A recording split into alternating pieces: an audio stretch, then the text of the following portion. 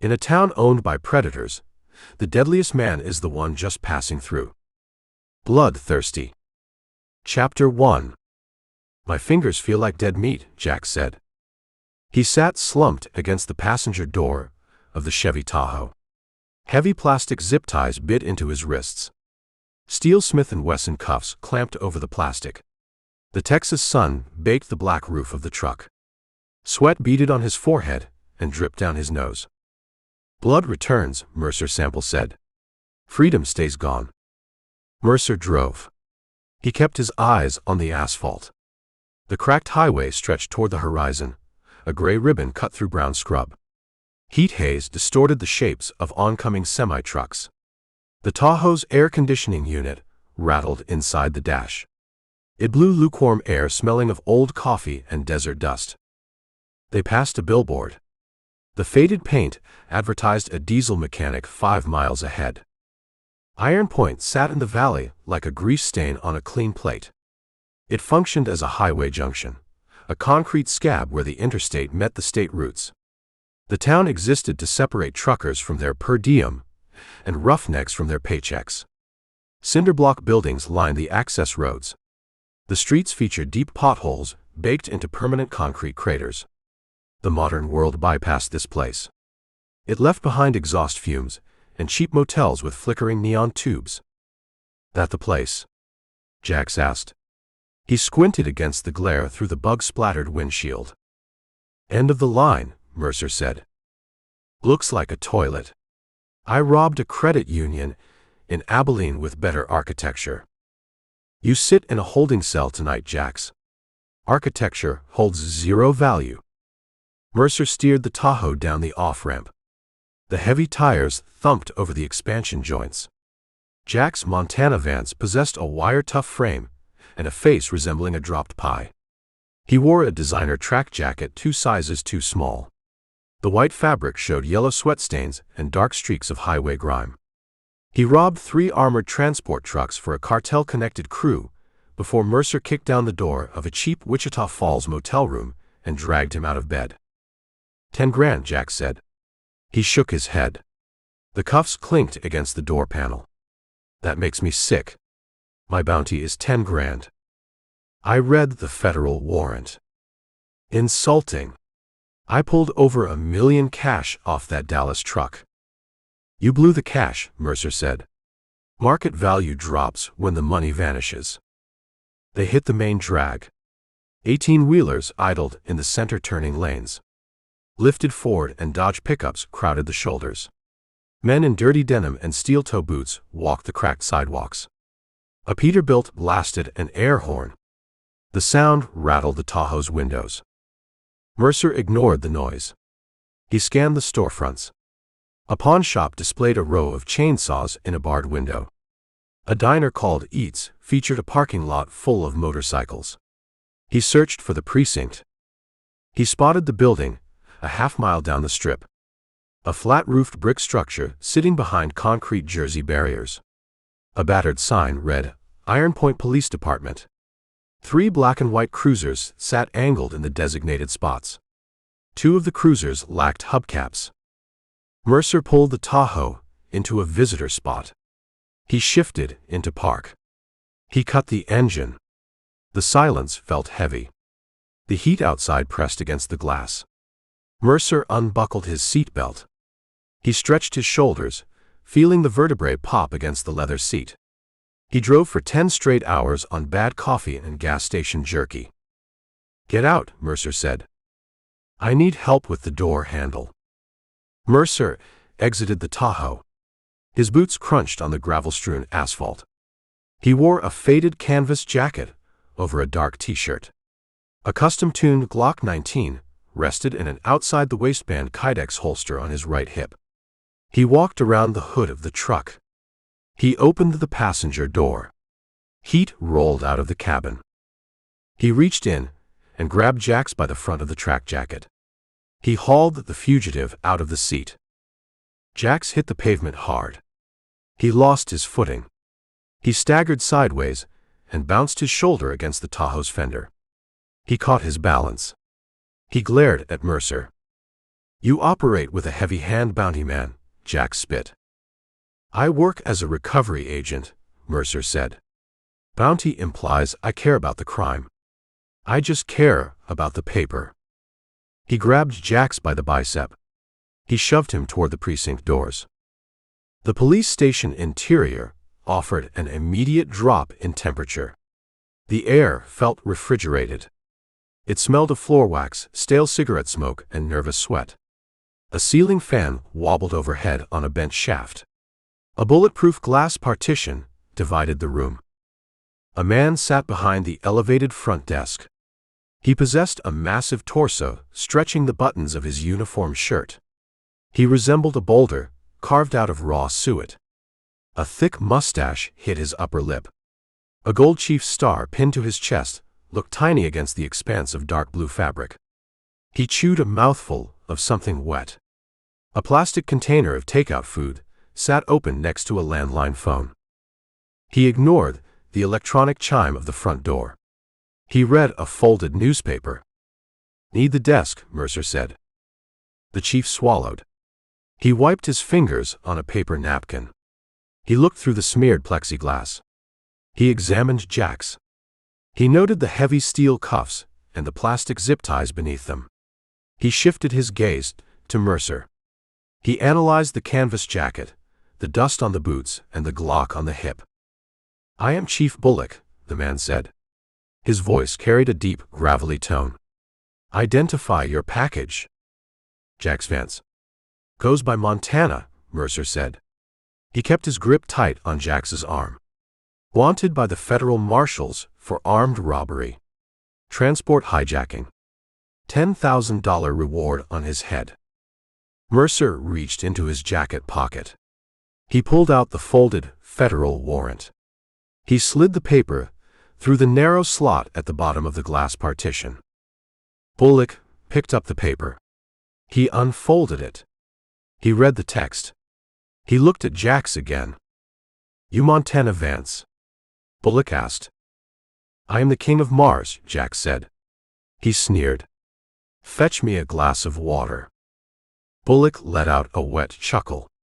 He brings an attitude to my lobby. He brings a bounty, Mercer said. I require a signature and a cell. I spent 3 days tracking him and 10 hours driving him. I want my electronic transfer initiated, and I want a motel bed. Bullock laid the paper flat on his desk. He did not reach for his keyboard. He did not reach for a set of keys. He picked up a wooden toothpick. He dug a piece of meat out from between his front teeth. Interesting situation, Bullock said. Open the intake door, Mercer said. I spot a problem, Bullock said. He leaned forward. His chair groaned under the sudden weight shift. He tapped the warrant with the splintered end of the toothpick. This document contains a federal header. The transport companies filed it. This piece of paper holds 0 local weight. It holds federal jurisdiction, Mercer said. It remains valid in all 50 states. Valid for the arrest, Bullock agreed. He leaned back again. Invalid for the holding. Invalid for the payout. Explain. The feds instituted new regulations, Bullock said. They experienced issues with local lockups, collecting bounties, and then watching high-value targets vanish out the back doors before trial. They changed the rules. They require delivery to the regional hub. Kansas City, Mercer said. Kansas City, Bullock confirmed. The money drops when he walks through their metal detectors. You want your 10 grand, you drive him north. Mercer stared at the chief. A tight knot of frustration formed in his chest. He calculated his current assets. His bank account held double digits. The Tahoe needed premium fuel. His credit cards sat maxed out from the pursuit expenses. Kansas City sat 300 miles away, up Interstate 35. I reject that plan, Mercer said. I release him into your custody. You function as the local authority. You process him. You contact the marshals. They dispatch a transport van. I run a police station, not a federal hotel, Bullock said. My budget covers local talent. Drunks. Bar brawlers. Shoplifters. I lack the discretionary funds to feed a federal inmate for a week while the feds assemble a transport team. You possess a holding cell, Mercer said. You possess a duty to the badge. I possess a spreadsheet, Bullock countered. Montana Jax disrupts my margins. Bullock stood up. He walked to a filing cabinet. He grabbed a fresh napkin.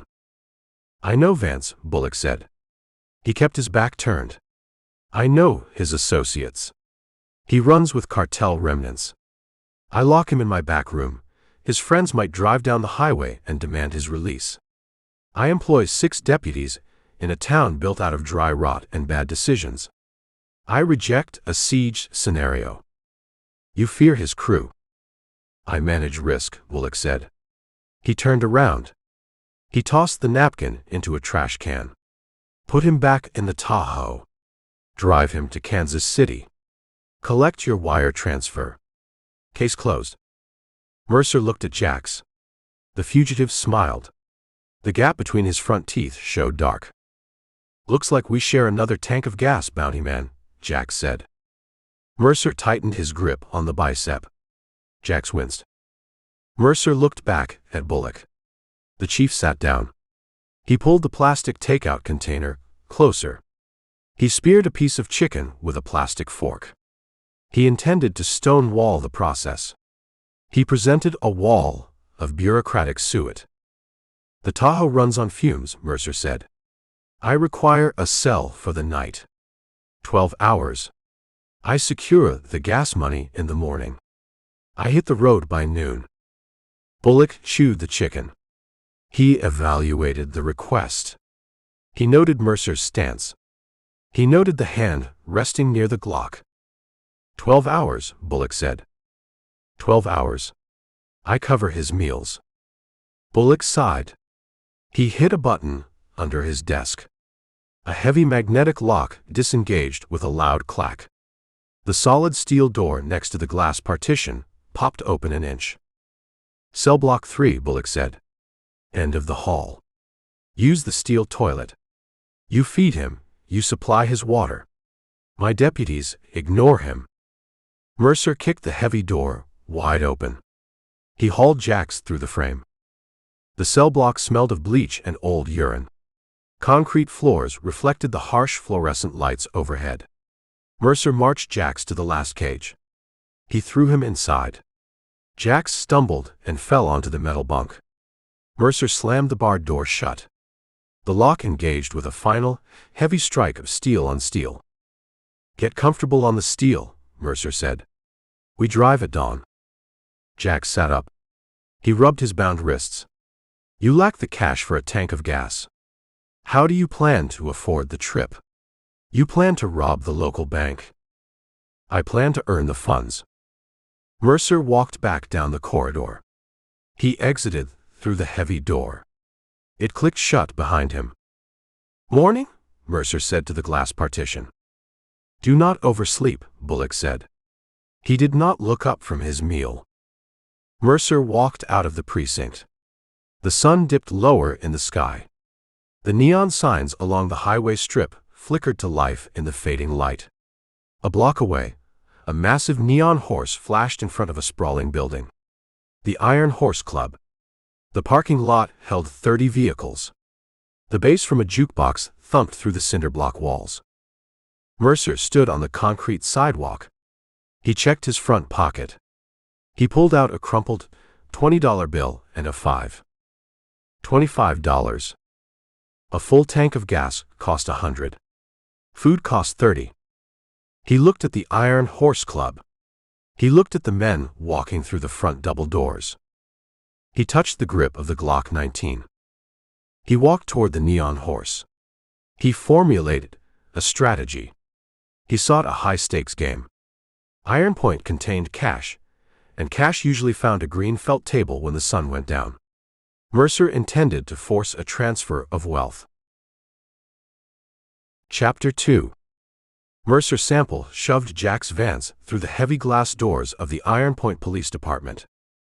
The transition from the baked Texas asphalt to the refrigerated air of the precinct hit like a physical blow. The roof-mounted HVAC unit roared above the stained drop ceiling. It pumped out a steady current of air smelling of industrial pine cleaner, stale coffee, and the metallic tang of adrenaline. Iron Point constructed its precinct to withstand the people it policed. 4 rows of molded blue plastic chairs sat bolted to a scuffed linoleum floor. A sheet of scratched bulletproof acrylic divided the room, separating the public from the municipal machinery. Behind the glass, Chief Ray Bullock occupied a reinforced office chair at the elevated intake desk. Bullock resembled a geological formation of cheap carbohydrates and administrative apathy. He wore a dark blue uniform shirt stretched to the breaking point across a massive torso. A tiny gold star pinned over his left breast pocket looked like a novelty item lost on a dark blue ocean. He chewed a mouthful of chopped brisket from a styrofoam clamshell.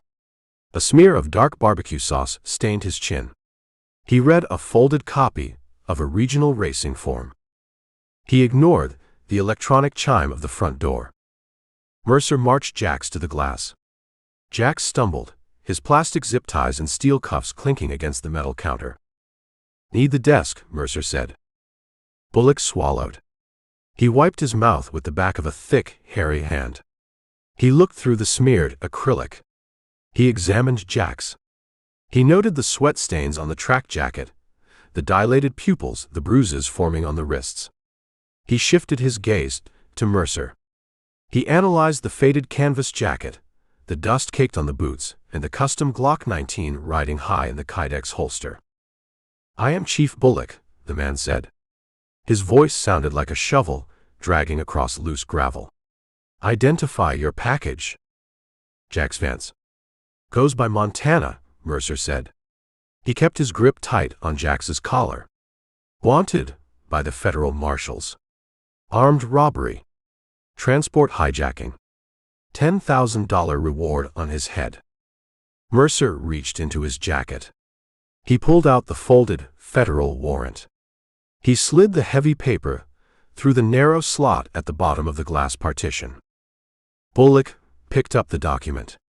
He unfolded it. He read the text. He looked at Jax again. "You Montana Vance?" Bullock asked. "I am the king of Mars," Jax said. He sneered, showing a gap between his front teeth. "Fetch me a glass of ice water." Bullock let out a wet chuckle. "He brings an attitude to my lobby." "He brings a bounty," Mercer said. "I require a signature and a cell. I spent 3 days tracking him and 10 hours driving him. I want my electronic transfer initiated, and I want a motel bed." Bullock laid the paper flat on his desk. He did not reach for his keyboard. He did not retrieve a set of keys. He picked up a wooden toothpick. He dug a piece of meat out from between his molars. "I spot a problem," Bullock said. He leaned forward. His chair groaned under the sudden weight shift. He tapped the warrant with the splintered end of the toothpick. "This document contains a federal header. The transport companies filed it. This piece of paper holds 0 local weight." "It carries federal jurisdiction," Mercer said. "It remains valid in all 50 states. "Valid for the arrest," Bullock agreed. He leaned back again. "Invalid for the holding. Invalid for the payout." "Explain." "The feds instituted new regulations," Bullock said. "They experienced issues with local lockups, collecting bounties, and then watching high-value targets vanish out the back doors before trial. They changed the rules. They require delivery to the regional hub." "Kansas City," Mercer said. "Kansas City," Bullock confirmed. "The money drops when he walks through their metal detectors. You want your 10 grand, you drive him north." Mercer stared at the chief. A tight knot of frustration formed in his chest. He calculated his current assets. His bank account held double digits. The Tahoe required premium fuel. His credit card sat maxed out from the pursuit expenses. Kansas City sat 300 miles away, up Interstate 35. I reject that plan, Mercer said. I release him into your custody. You function as the local authority. You process him. You contact the marshals. They dispatch a transport van. I run a police station, not a federal hotel, Bullock said. My budget covers local talent. Drunks. Bar brawlers. Shoplifters. I lack the discretionary funds to feed a federal inmate for a week while the suits assemble a transport team. You possess a holding cell, Mercer said. You took an oath to the badge. I manage a spreadsheet, Bullock countered. Montana Jax disrupts my margins. Bullock stood up. He walked to a filing cabinet. He grabbed a fresh paper napkin. I know Vance, Bullock said. He kept his back turned. I know his associates. He runs with cartel remnants. I lock him in my back room. His friends drive down the highway and demand his release. I employ 6 deputies in a town built out of dry rot and bad decisions. I reject a siege scenario. You fear his crew. I manage risk, Bullock said. He turned around. He tossed the napkin into a metal trash can. Put him back in the Tahoe. Drive him to Kansas City. Collect your wire transfer. Case closed. Mercer looked at Jax. The fugitive smiled. Looks like we share another tank of gas, bounty man, Jax said. Mercer tightened his grip on the jacket collar. Jax winced and stopped smiling. Mercer looked back at Bullock. The chief sat down. He pulled the plastic takeout container closer. He speared a piece of brisket with a plastic fork. He intended to stonewall the process.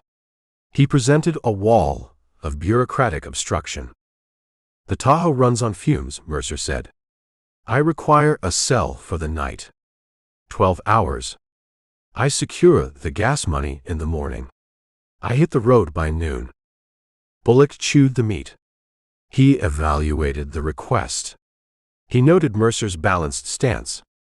He noted the right hand resting inches from the Glock. 12 hours, Bullock said. 12 hours. I cover his meals. Bullock sighed. He hit a button mounted under his desk lip. A heavy magnetic lock disengaged with a loud echoing clack. The solid steel door next to the glass partition popped open an inch. Cell block 3, Bullock said. End of the hall. Use the steel toilet. You feed him, you supply his water. My deputies ignore him. Mercer kicked the heavy door wide open. He hauled Jax through the frame. The cell block smelled of institutional bleach and old despair. Concrete floors reflected the harsh fluorescent tubes buzzing in the wire cages overhead. Mercer marched Jax past 2 empty cages to the last enclosure on the right. He shoved Jax inside. Jax stumbled and fell onto the bare metal bunk. Mercer grabbed the bars and slammed the door shut. The lock engaged with a final, heavy strike of steel on steel. Get comfortable on the metal, Mercer said. We drive at dawn. Jax sat up. He rubbed his bound wrists. You lack the cash for a tank of gas. How do you plan to afford the trip? You plan to rob the local savings and loan. I plan to earn the funds. Mercer walked back down the corridor. He exited through the heavy door. It clicked shut and locked behind him. Morning, Mercer said to the glass partition. Do not oversleep, Bullock said. He did not look up from his meal. Mercer walked out of the precinct. The sun dipped below the jagged horizon line. The Texas twilight turned the sky the color of a fresh bruise. Iron Point existed as a parasite on the interstate highway system. It produced nothing. It manufactured nothing. It siphoned money from the transient population. Fast food franchises pumped exhaust and grease into the air. Concrete box motels offered rented hours of sleep on stained mattresses. The local economy relied on human exhaustion and poor impulse control. The neon signs functioned as lures, drawing tired drivers off the asphalt and into the trap. Mercer despised these junction towns. They represented the decay of the modern frontier. The open range traded for diesel fumes and predatory pricing. Mercer stood on the concrete sidewalk. He checked his front pocket. He pulled out a crumpled $20 bill and a $25. A full tank of gas cost $100. Food cost $30. He lacked the capital to escape the gravity of Iron Point. He looked down the highway strip. A block away, a massive neon stallion flashed in front of a sprawling cinderblock building. The Iron Horse Club. The parking lot held 30 lifted trucks and scattered motorcycles. The thud of a heavy bass line pulsed through the humid air, vibrating the gravel under Mercer's boots. Mercer evaluated his options. Establishments of that nature always maintained a back room for serious transactions. Iron Point contained cash, and cash usually found a green felt table when the sun went down. He touched the stippled, polymer grip of the Glock 19. The weapon represented a substantial investment. The tritium sights, the match-grade barrel, the custom trigger group. The piece held a street value, pushing $1,000. He possessed hard collateral. Mercer slipped the $25 back into his pocket. He turned his back on the precinct. He walked toward the flashing neon stallion, formulating a strategy to force a transfer of wealth. Chapter 3. Mercer Sample crossed the gravel parking lot. The heavy thud of a synthetic bass line rattled the corrugated sheet metal siding of the Iron Horse Club. Lifted Ford F-250s and primer black Dodge Rams dominated the spaces. Broken beer bottles crunched under his boots. Two men the size of vending machines flanked the double doors. They wore tight black shirts. Steroids puffed their necks out past their ears. Tribal tattoos snaked down their massive forearms. They projected aggressive posturing, scanning the approaching patrons for signs of weakness or extreme intoxication. Mercer bypassed the line of roughnecks waiting to pay the cover charge. He projected a different energy. He carried the quiet mass of a problem you avoid. He maintained eye contact with the larger bouncer. He did not break his stride. The bouncer recognized the predatory intent in Mercer's posture. The big man shifted his weight. He parted the way. Mercer pushed through the padded leather doors. The air conditioning unit lost the battle against 200 sweating bodies. The atmosphere hung thick. It smelled of spilled draft beer, cheap vanilla body spray, and the sharp tang of male aggression. Neon beer signs cast pools of red and blue light across a scuffed wooden dance floor.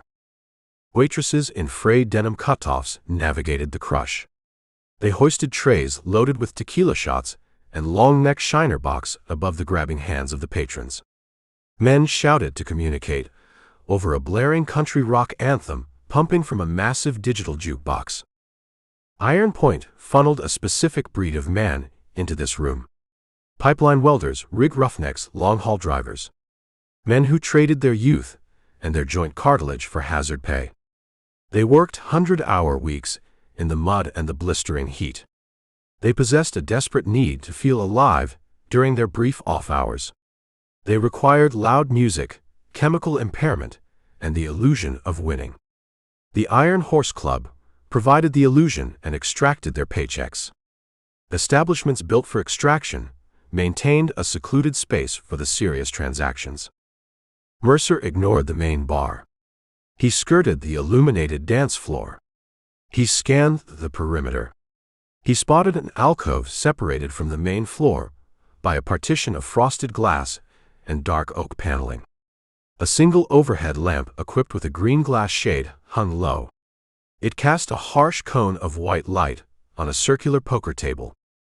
5 men occupied the high-backed leather chairs. Stacks of ceramic chips and crumpled bills cluttered the green felt. Mercer stood near the edge of the partition. He observed the dynamic. 2 players wore dirt-caked work boots and company polo shirts. Pipeline supervisors. They drank clear liquor from short glasses. They played with reckless, desperate energy, chasing losses. Another player wore a tailored gray suit. A local contractor. He sweated through the silk lining. A fake gold Rolex hung loose on his wrist. Then, Mercer located the apex predator.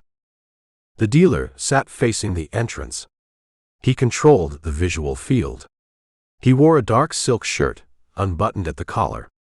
A heavy silver timepiece gleamed on his left wrist. He manipulated a deck of plastic-coated Copic cards with fluid precision. His hands blurred. He shuffled and bridged the cards without breaking eye contact with the table. His eyes resembled polished river stones. Gray. Cold. Devoid of empathy. He cataloged the micro-expressions of the other players. Carver. The local heavy.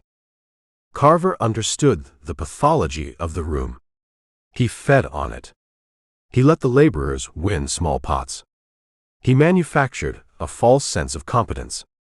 Then he engineered the big hand and gutted their bank accounts. He let the contractor believe he held the power, right up until the moment Carver took his cash. Mercer stepped around the partition. The ambient noise of the club dropped away, muffled by acoustic panels on the alcove walls. The men at the table operated in a bubble of concentrated silence. The slap of the cards and the clink of ceramic chips dominated the auditory space. Mercer stopped behind an empty chair. Carver looked up. His hands continued the flawless shuffle. "Private game," Carver said. His voice cut through the background music. It held the texture of crushed ice. "I observe an empty chair," Mercer said. "The minimum buy-in sits at 500 cash," Carver said. "We decline credit. We decline personal checks. We decline IOUs. The bar sits 50 feet behind you. Order a draft." The pipeline supervisors chuckled. The contractor smirked. He sipped his drink. "Take a hike, buddy," the contractor said. "You lack the wardrobe for this stakes level." Mercer ignored the contractor. He maintained eye contact with Carver. "I lack 500 in paper," Mercer said. "I possess a hard asset with equivalent street value." Mercer moved his right hand. He did not rush the motion. He telegraphed the action to prevent a panic response. He unclipped the Kydex holster from his leather gun belt. The laughter died. The contractor spilled liquor on his suit pants. Carver stopped the card shuffle. Mercer lifted the holster, containing the loaded Glock 19. He placed the entire rig flat on the green felt, right in the center of the cone of light. The matte black slide absorbed the illumination. The weapon projected a lethal, utilitarian beauty. "Custom Glock 19, Mercer said. Match-grade Zevtech barrel. Tritium night sights. Fluted steel guide rod. 3-pound ghost trigger brake. Stippled frame. Worth $1,000 in any pawn shop from here to Dallas." The players stared at the firearm. They stared at Mercer. "You propose a wager with your sidearm?" Carver asked. A thin smile touched his lips. "Desperation breeds interesting strategies." "Confidence dictates the strategy," Mercer said. "State your terms," Carver said. 500 in chips, Mercer said. "I play until I zero out, or double the stack. I lose, you keep the weapon. I win, I cash out and recover the hardware." Carver stared at the Glock. He appreciated quality. He identified a superior instrument. He also identified a man driven by extreme necessity. Carver thrived on extreme necessity. He visualized the profit. 500, Carver said. He reached across the table. He pulled the holster and the gun toward his massive stack of chips. He positioned the weapon near his left elbow, treating it as a new trophy. "Name?" Carver said. "Sample," Mercer said. Carver counted out a stack of high-denomination black Paulson chips. He pushed them across the felt. The ceramic clicked against the table. Take the seat, Sample. Understand the rules. You bust out, you walk away empty-handed. No complaints. No altercations. Mercer pulled out the chair. He sat down. He kept his canvas jacket on. He focused his mind, stripping away the fatigue of the long drive. He evaluated the opposition. He discarded the concept of luck. He relied on applied mathematics and the fundamental human inability to mask stress under financial pressure. He required $100 for premium fuel. He required $50 for road food and coffee. He needed a margin of error. He needed to triple his stack to feel secure leaving Iron Point. Carver snapped the cards onto the table. Texas Hold'em. No limit, Carver said. Blinds are 10 and 20. Mercer felt the absence of the heavy pistol on his hip. The empty space felt dangerous. He operated in hostile territory without his primary tool. He sat in a shark tank, bleeding in the water. Carver pitched the cards. They glided across the green felt. Mercer covered his 2 hole cards with his broad hand. He peeled the corners back. A pair of jacks stared back. The pipeline supervisor on his left tossed 2 red chips into the pot. 40 to open. Mercer picked up 2 black chips. He tossed them onto the felt. The sharp clack of the ceramic echoed in the alcove. The fatigue vanished. The predatory focus returned. The cards represented a path out of Iron Point. I match the 40, Mercer said. And I raise you 60. He leaned back in the chair. He watched the men sweat under the harsh overhead lamp. He settled in for the kill. Chapter 4. Mercer Sample pushed 3 black chips into the center of the green felt. The ceramic clacked against the pile. The pipeline supervisor on Mercer's left exhaled a long breath. He looked at his hole cards. He looked at the growing pot. He folded, tossing his cards face down. His partner followed suit a second later. The local contractor checked his fake Rolex, frowned, and pushed his cards away. The alcove cleared of the amateurs. The dynamic shifted. The space shrank, isolating Mercer and Carver in a high-stakes vacuum. Heads up, Carver said. Carver burned the top card from the deck. He snapped the next 3 cards face up on the felt. The flop. Jack of spades. 4 of clubs. 9 of hearts. Mercer kept his hands flat on the table edge. He held pocket jacks.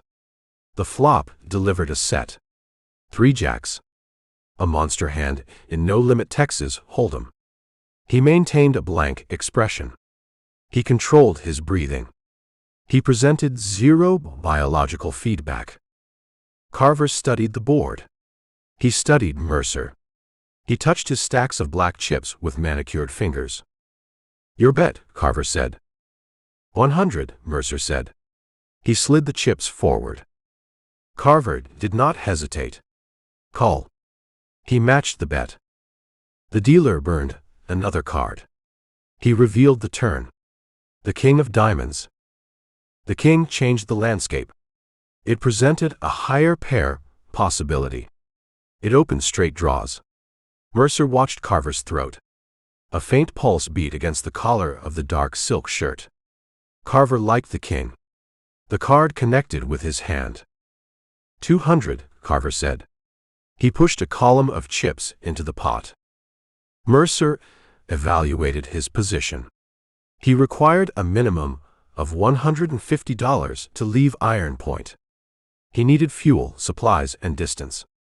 The pot held enough to fund his exit strategy. He also recognized the danger of a trapped predator. Carver operated with arrogance. Arrogance created blind spots. I call, Mercer said.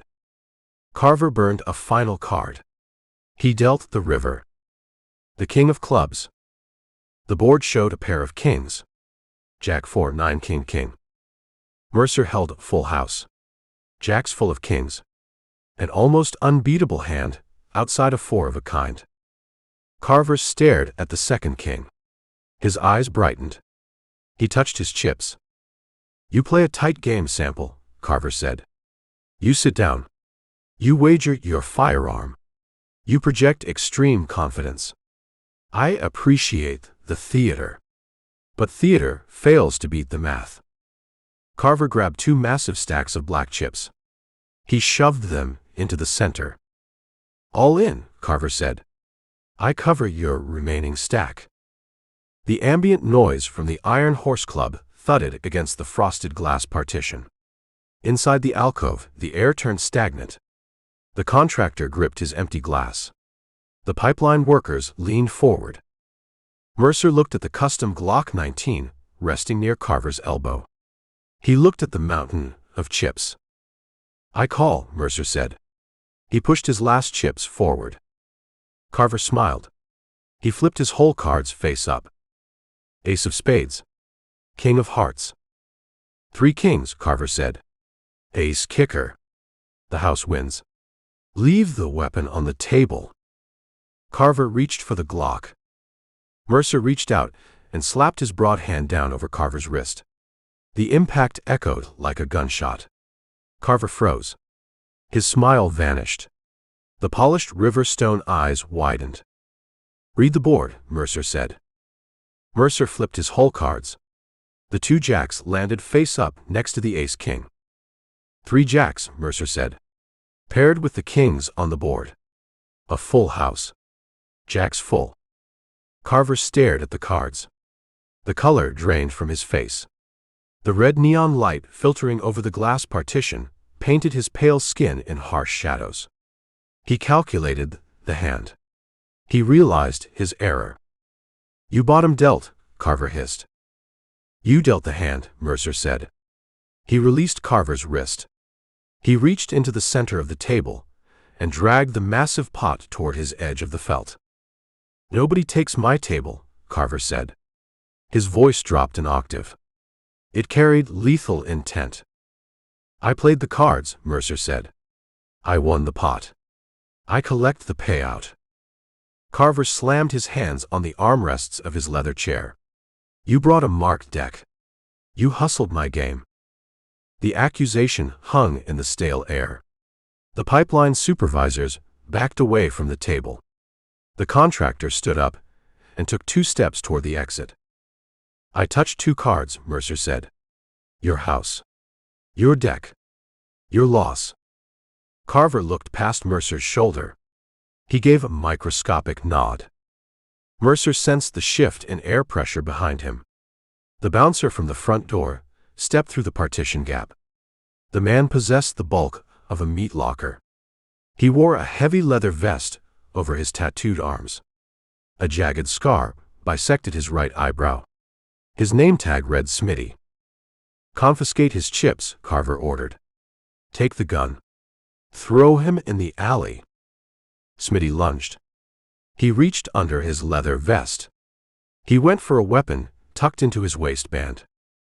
Mercer moved with mechanical precision. He ignored the chips. He bypassed a defensive posture. He stepped into the attack. Smitty cleared a snub-nosed revolver from his belt. Mercer grabbed the bouncer's thick wrist with both hands. He locked his thumbs over the back of Smitty's hand. He stepped his right foot behind Smitty's lead leg.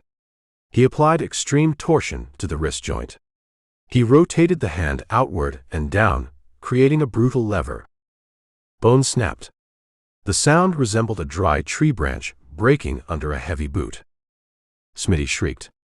A high, reedy sound, escaping a massive frame. He dropped the revolver. The gun clattered onto the scuffed wooden floor. Smitty collapsed to his knees, clutching his mangled forearm. Blood vessels ruptured under the tribal tattoos. Carver lunged across the table toward the Glock. Mercer released the screaming bouncer. He swept his arm across the green felt. He backhanded Carver across the jaw. The impact threw the dealer back into his chair. Carver's head snapped backward. He tasted blood. Mercer snatched the Glock 19 from the table. He racked the slide in one fluid motion. A brass cartridge chambered with a sharp, metallic clack. He leveled the tritium sights at Carver's chest. The alcove froze. Smitty sobbed on the floor. Carver held a hand to his bleeding mouth. The contractor stood paralyzed near the glass. "Keep your hands on the armrests," Mercer instructed. Carver obeyed. He glared at the muzzle of the Glock. Hate radiated from his posture. "You sign your own death warrant," Carver spit. Blood dotted his white teeth. "You never leave this county." "I leave in 10 minutes, Mercer said. Mercer ignored the stacks of ceramic chips. Chips required a cashier. A cashier required a transaction at the main bar. He refused to walk through 200 hostile patrons holding casino tokens. He looked at the cash piled near Carver's elbow. The buy-ins from the previous hours. Stacks of $50 and $100 bills bound with rubber bands. "I prefer federal currency," Mercer said. He reached out with his left hand. He grabbed 2 thick stacks of bills. He shoved them into his canvas jacket pocket. The weight felt substantial. He secured his funding. "I won the handfare," Mercer said. "I collect my collateral. I collect the pot. We conclude our business." "This business remains unfinished," Carver said. "Make a move," Mercer offered. "Give me a reason to squeeze 3 pounds of pressure." Carver remained perfectly still. He understood ballistics. He understood the distance. He possessed 0 tactical advantage. Mercer backed away from the table. He kept the Glock raised and centered on Carver's mass. He navigated around Smitty's thrashing legs. He reached the edge of the frosted glass partition. "Enjoy the rest of your evening," Mercer said. He stepped backward into the chaotic noise of the main club. He lowered the pistol, keeping it hidden behind his thigh. He moved through the crowd. The patrons remained oblivious to the violence in the back room. They drank and shouted over the jukebox. Mercer hit the double doors. He pushed through into the humid Texas night. The heat felt oppressive after the air-conditioned club. He walked across the gravel lot. He maintained a brisk, purposeful stride. He scanned the shadows between the parked trucks. He expected pursuit. He reached the sidewalk. He turned toward the cheap neon sign of the Starlight Motel, located 2 blocks down the strip. He checked his pocket. He felt the thick wads of cash. He secured enough funds to fuel the Tahoe, feed himself, and bypass the local extortion. He beat the house. But men like Carver rejected defeat. They considered it an operational setback. They utilized outsourced labor to balance their ledgers. Carver employed multiple bouncers. Carver possessed connections. Mercer knew the game possessed extra innings. He reached the motel parking lot. He located room 12. He inserted the brass key into the flimsy lock. He pushed the door open. The room smelled of mildew and stale tobacco. He stepped inside. He locked the deadbolt. He engaged the chain. He placed the cash on the chipped veneer dresser. He checked the magazine of the Glock. 15 rounds of hollow point ammunition, ready to feed. He seated the magazine. He chambered a round. He looked at the sagging mattress. He rejected the idea of sleep. Iron Point harbored bruised egos and broken bones. Carver intended to collect his stolen pride. Mercer understood the mechanics of retaliation. He prepared his environment. He shifted the heavy wooden armchair into the dark corner near the bathroom door. He established a crossfire angle on the main entrance. Mercer sat in the dark. He rested the Glock on his thigh. He waited for the knock. Chapter 5. The Starlight Motel mattress contained broken coil springs. It smelled of industrial bleach and ancient sweat. Mercer Sample stripped the thin polyester blanket back. He gathered the 2 lumpy pillows. He arranged them end to end in the center of the bed. He rolled the blanket over the shapes. He sculpted the fabric. He created the silhouette of a sleeping man. He retreated to the corner. He dragged a heavy wooden armchair into the shadows near the bathroom door. He sat down. He rested the custom Glock 19 on his right thigh. The neon sign outside the window buzzed. A faulty electrical ballast created a rhythmic, mechanical hum. Pink light filtered through the broken horizontal blinds. It painted zebra stripes across the ruined carpet. The wall-mounted air conditioning unit rattled. It pushed tepid air into the stifling room. Mercer regulated his breathing. He slowed his heart rate. He listened past the mechanical noise. Footsteps scuffed the exterior concrete walkway. Heavy, uncoordinated treads. The footfalls lacked stealth. They telegraphed aggressive intent. They stopped outside the cheap hollow-core door of room 12. A voice murmured in the humid night air. "Kick the lock." My wrist throbs. "You kick the wood." Mercer recognized the strained pitch. Smitty, the massive bouncer from the Iron Horse Club. Carver demanded immediate retaliation. He forced a crippled man to finish the assignment. J.D. accompanied him. The second bouncer. Mercer raised the Glock. He aligned the glowing green tritium sights on the center of the door. A heavy steel toe boot struck the composite wood. The door jamb splintered. The brass deadbolt tore through the cheap pine frame. The door crashed inward. It smacked the interior drywall. Two large silhouettes filled the threshold. They gripped semi-automatic pistols. Elongated metal cylinders, threaded onto the barrels, added an extra 6 inches to the weapon profiles. Suppressors. The pink neon light illuminated their targets. They spotted the lump under the polyester blanket. They raised their weapons in unison. They squeezed the triggers. Fut, fut, fut, fut. The suppressed gunfire sounded like a heavy pneumatic nail gun driving into drywall. The mattress absorbed the rounds. Synthetic foam and polyester stuffing exploded into the air. The bouncers emptied their magazines into the pillows. Feathers drifted through the beam of neon light. "Ceasefire," Mercer said. The men froze. They pivoted toward the dark corner. Smitty favored his shattered right wrist. He held a suppressed 9mm pistol in his left hand.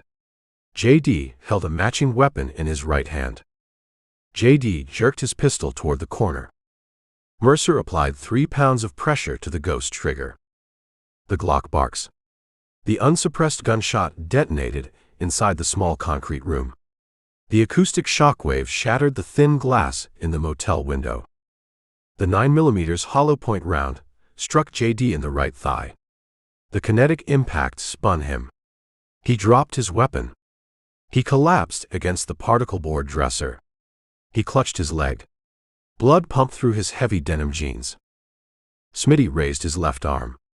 He attempted to acquire a target in the shadows. Mercer fired a second round.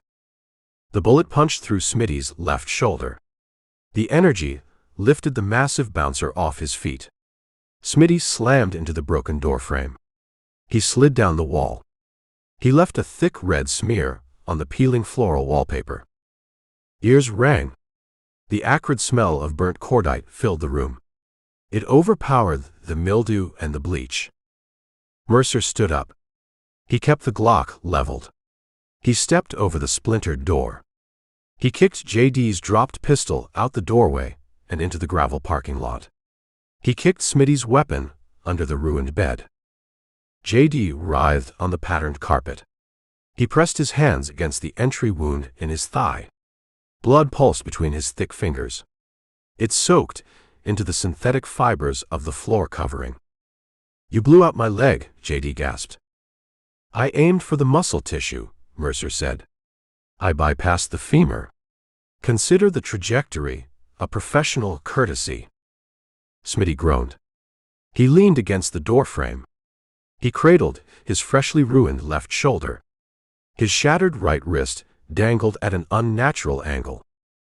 Carver demands your head, Smitty whispered. Sweat poured down his face.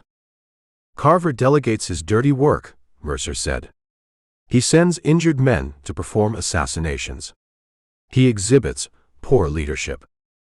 Mercer walked to the bathroom. He grabbed a coarse white towel from the rack. He wet the fabric under the rusted faucet. He walked back into the main room. He wiped the gunshot residue from his face and hands. He tossed the damp towel onto the ruined bed.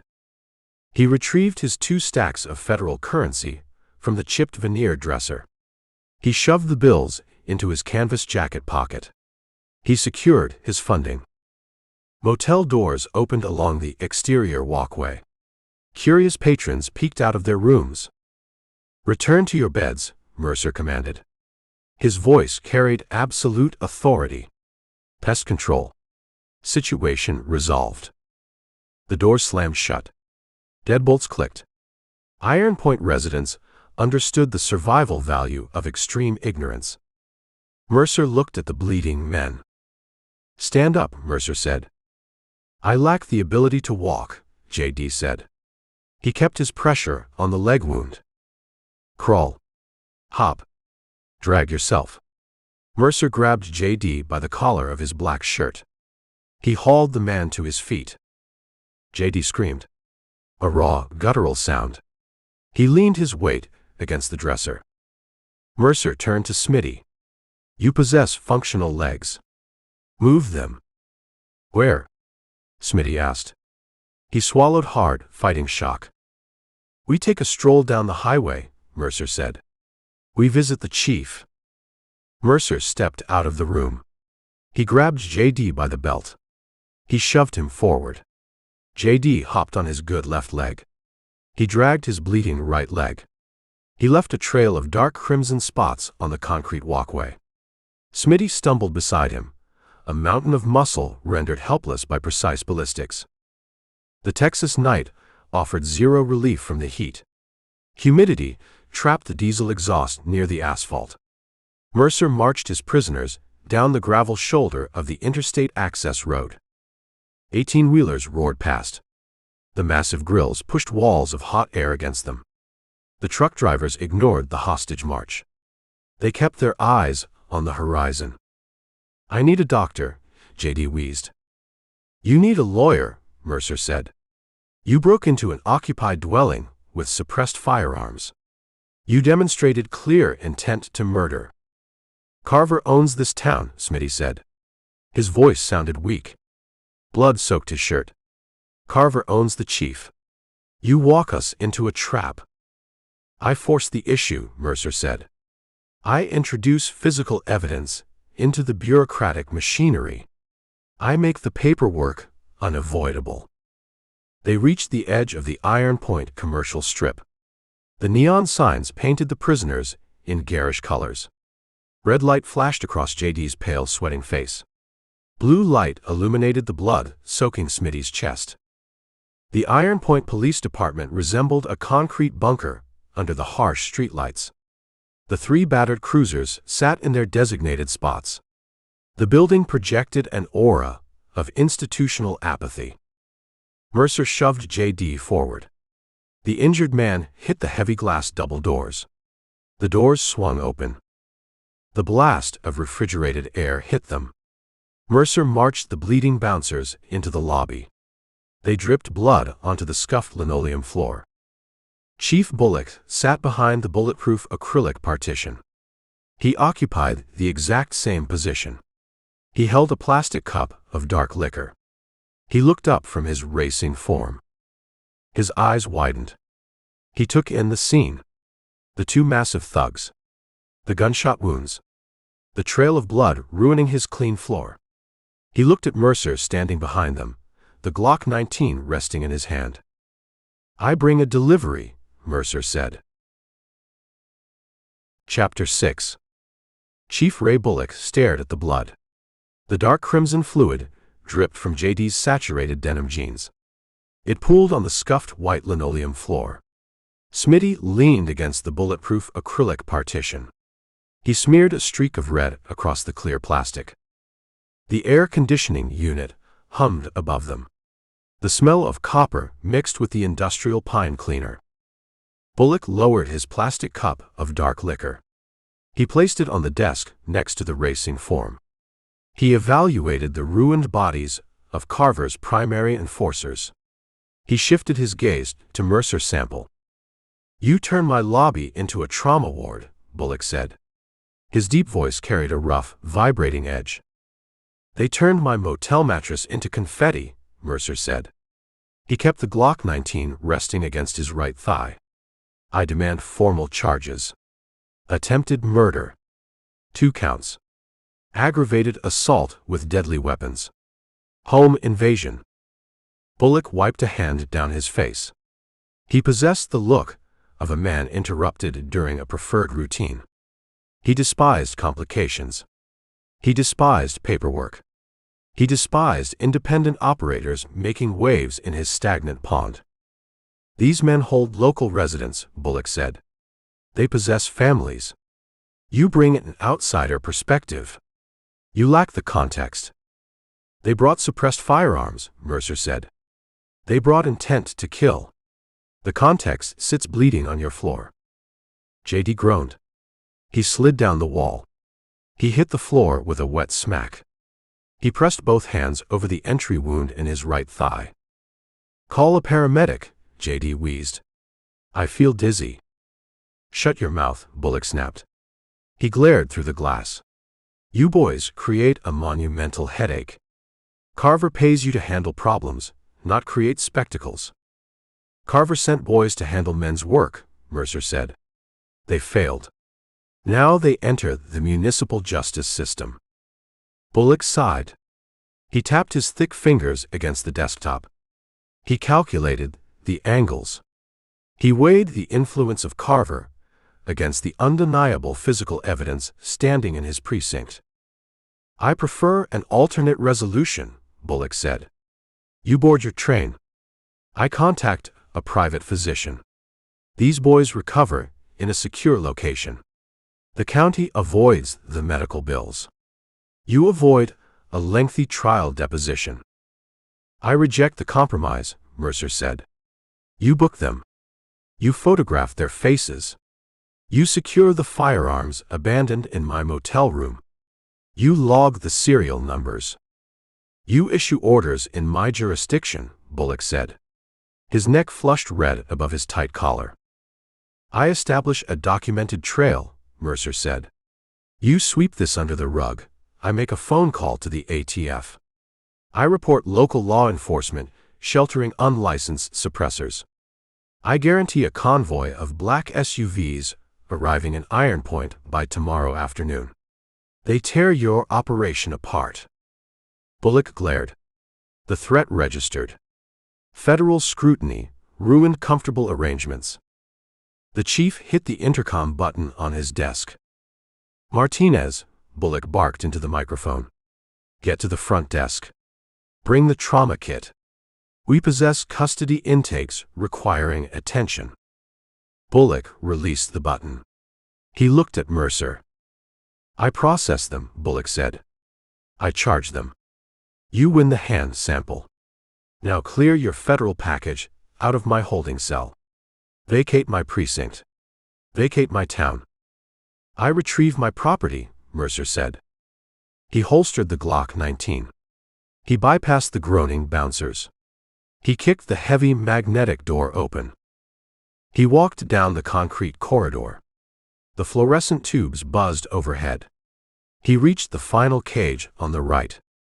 Jax Vance sat on the edge of the steel bunk. He rubbed his face. He looked at the blood on Mercer's boots. "You throw a wild party while I sleep on steel," Jax said. "I settled a local debt," Mercer said. Mercer pulled a fresh pair of heavy-duty plastic zip ties from his jacket pocket. He unlocked the barred door. It swung open with a screech of ungreased hinges. "Stand up," Mercer commanded. "Hands forward." Jack stood. He offered his wrists.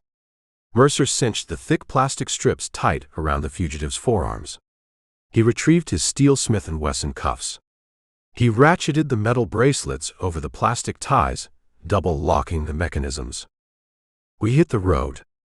Jax asked. "We hit the rails," Mercer said. "The Tahoe stays parked. We take the Amtrak." He grabbed Jax by the bicep. He marched him out of the cell block.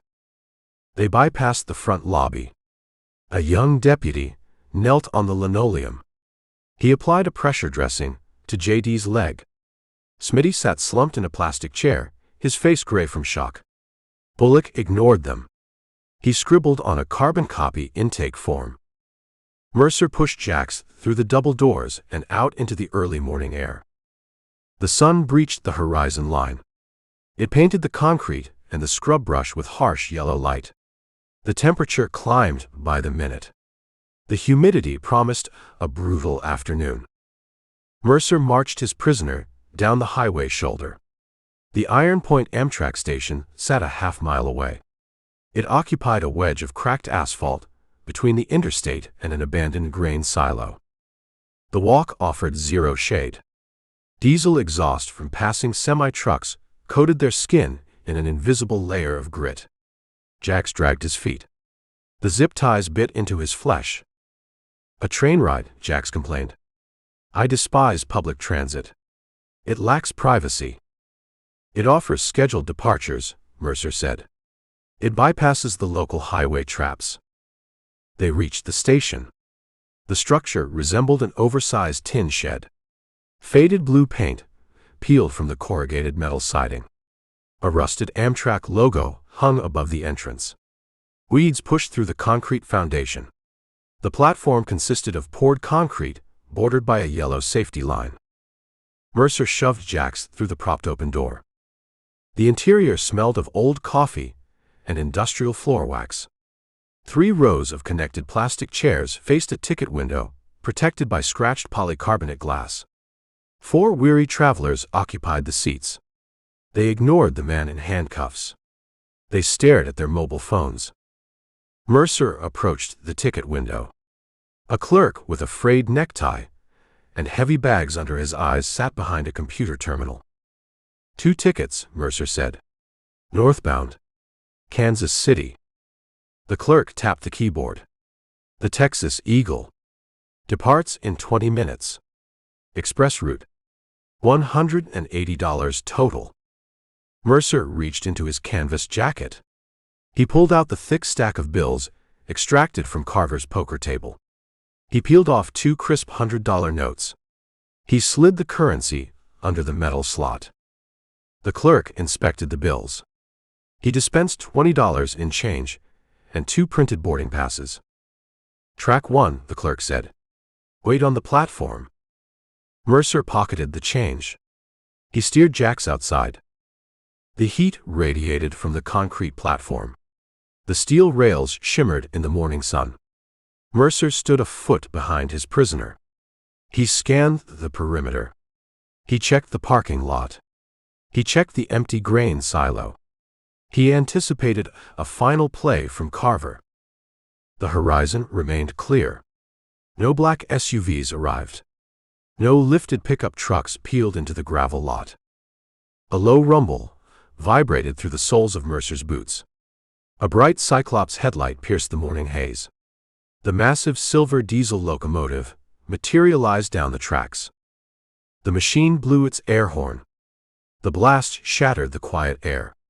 The locomotive ground to a halt. Steel wheels shrieked against steel rails. Heat rippled off the massive engine block. The automated doors slid open with a hiss of compressed air. A conductor in a dark blue uniform stepped onto the platform. He placed a yellow metal step stool on the concrete. Boarding? The conductor announced. He spotted the handcuffs on Jax.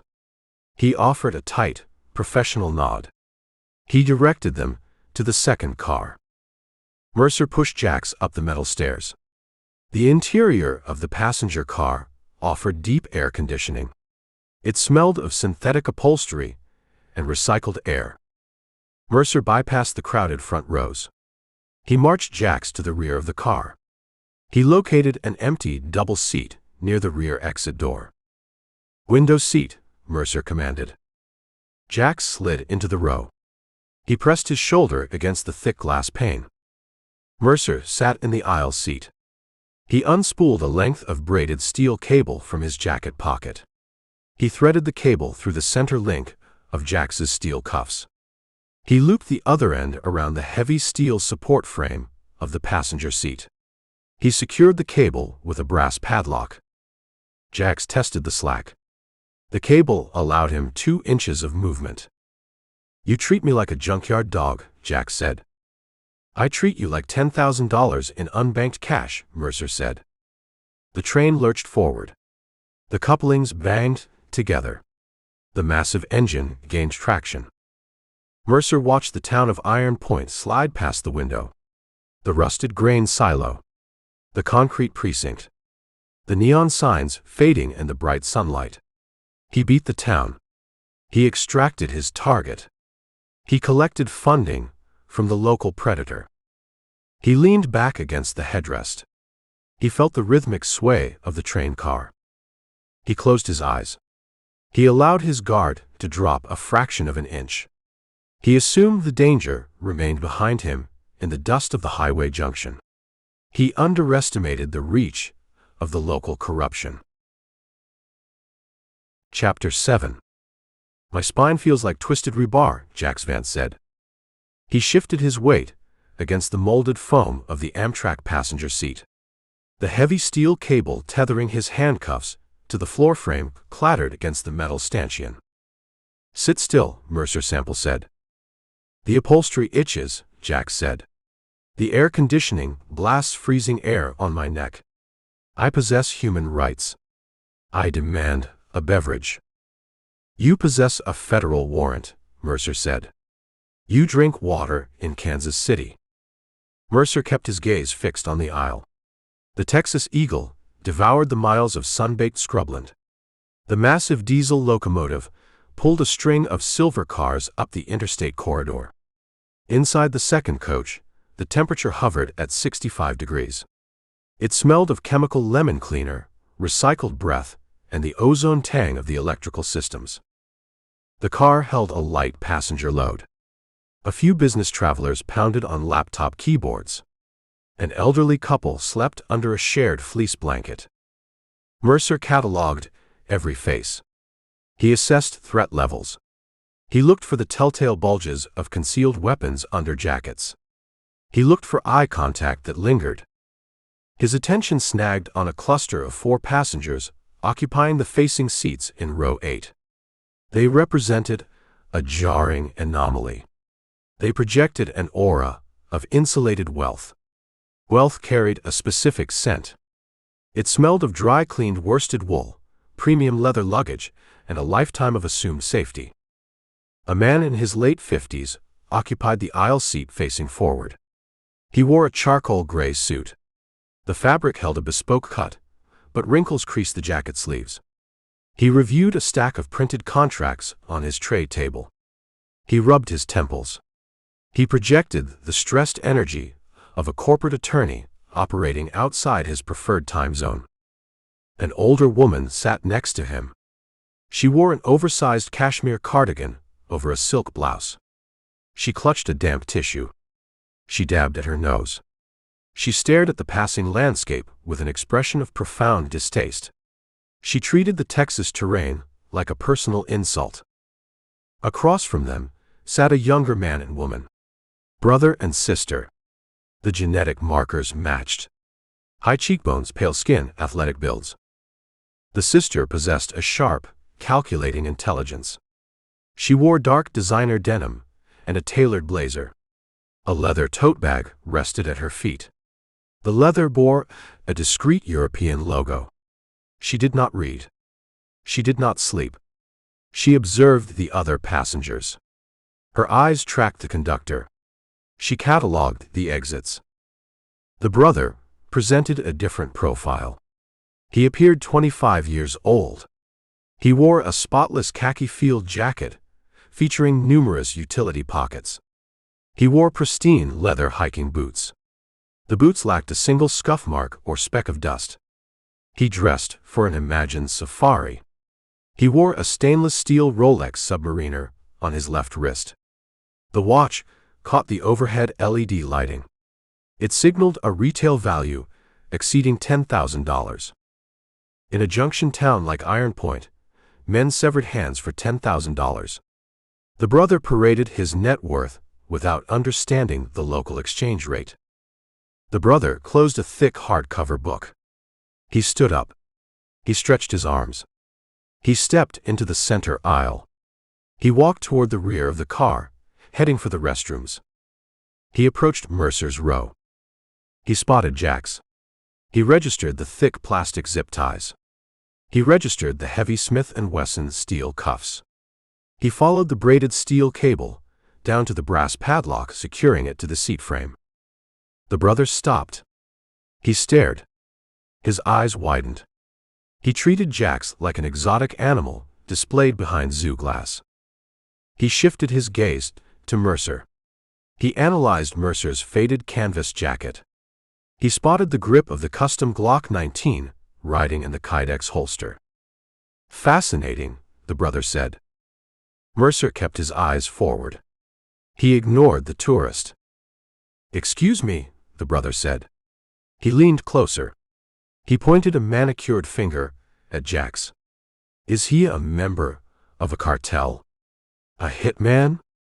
Jack's let out a harsh laugh. He showed his gapped teeth. "I function as an independent contractor, Junior." "Quiet," Mercer told Jack's. Mercer looked at the brother. "Keep moving. The restroom sits 10 feet behind you." The brother stood his ground.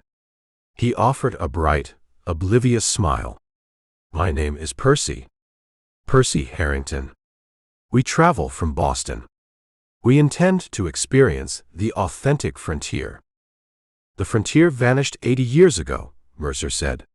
"You experience a diesel train passing through cattle country. Keep walking." Percy ignored the dismissal.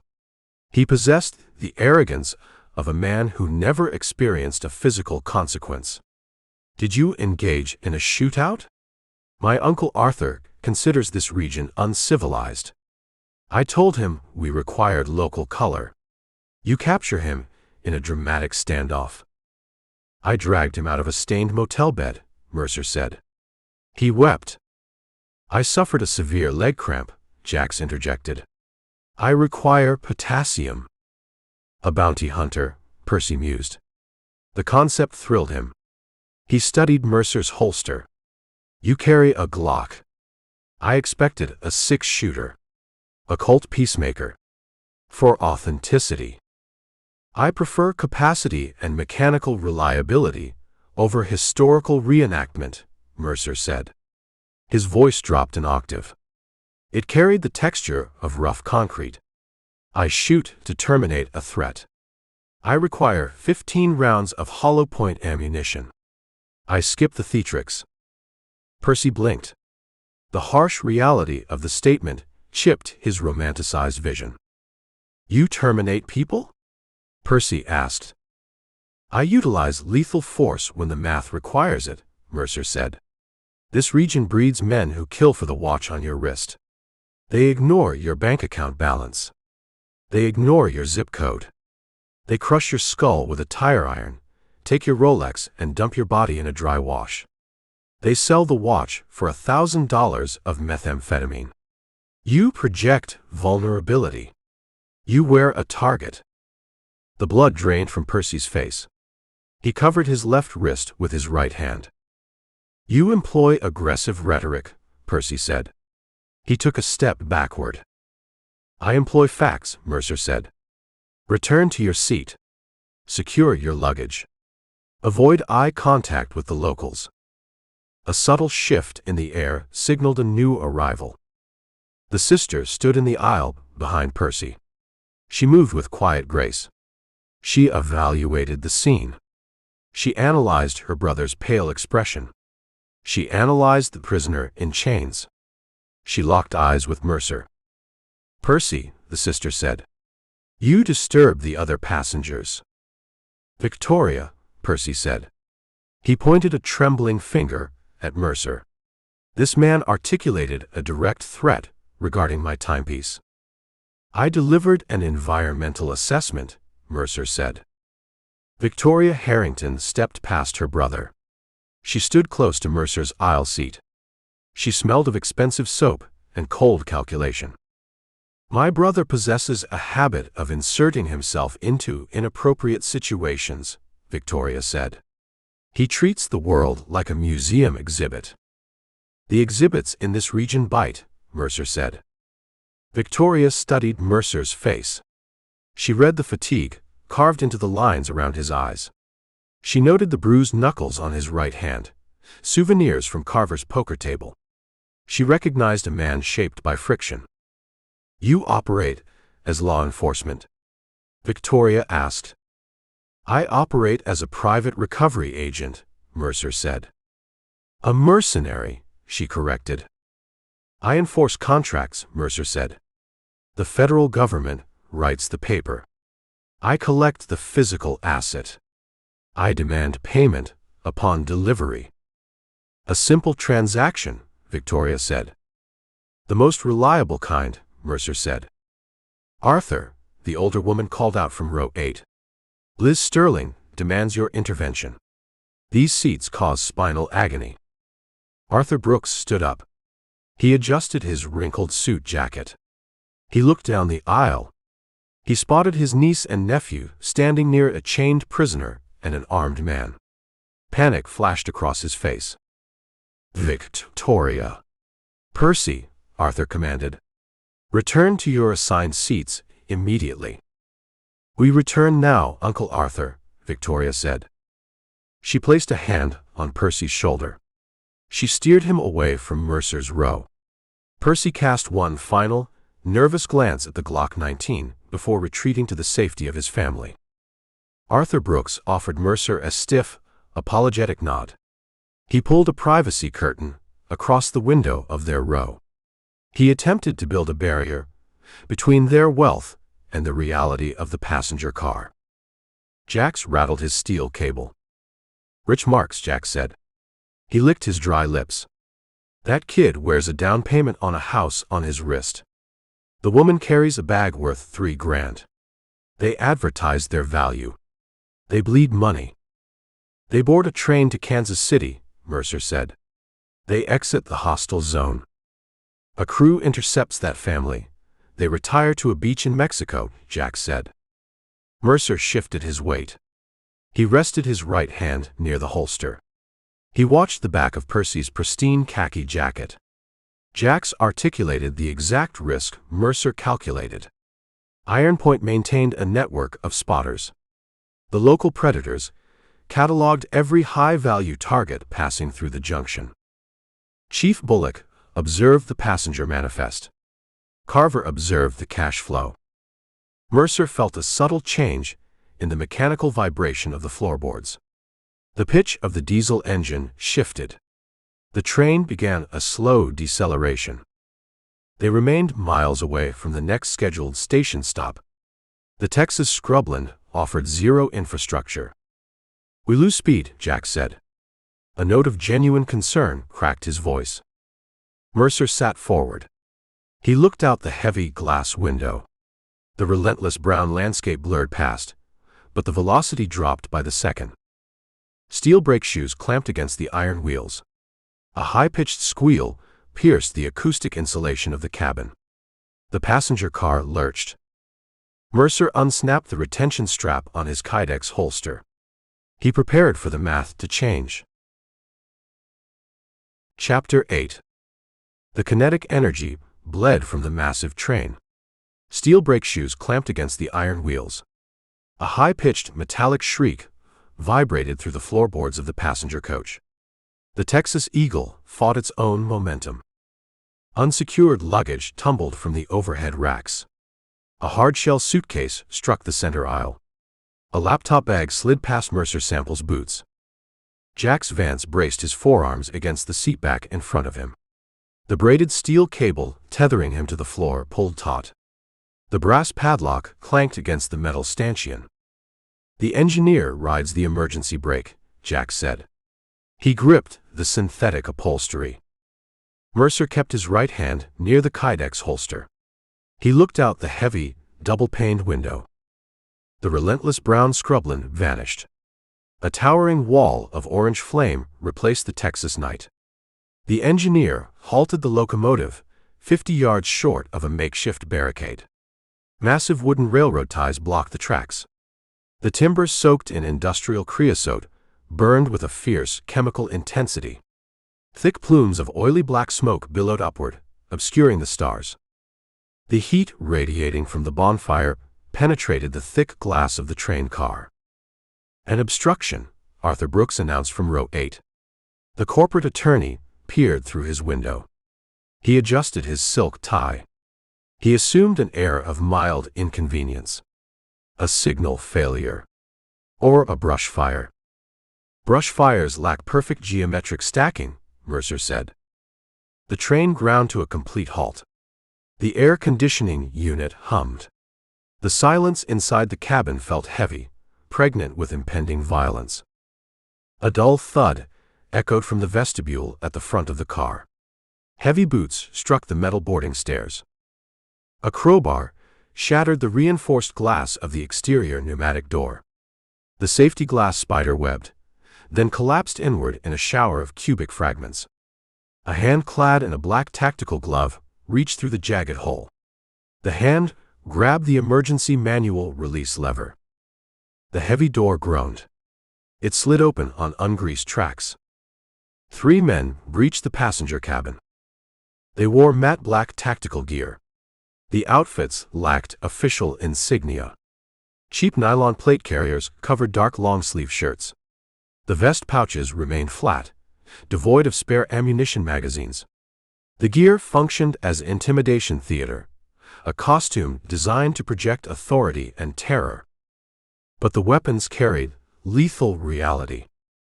Each man gripped a short-barreled pump-action shotgun. The matte black steel absorbed the overhead LED lighting. Mercer identified the models.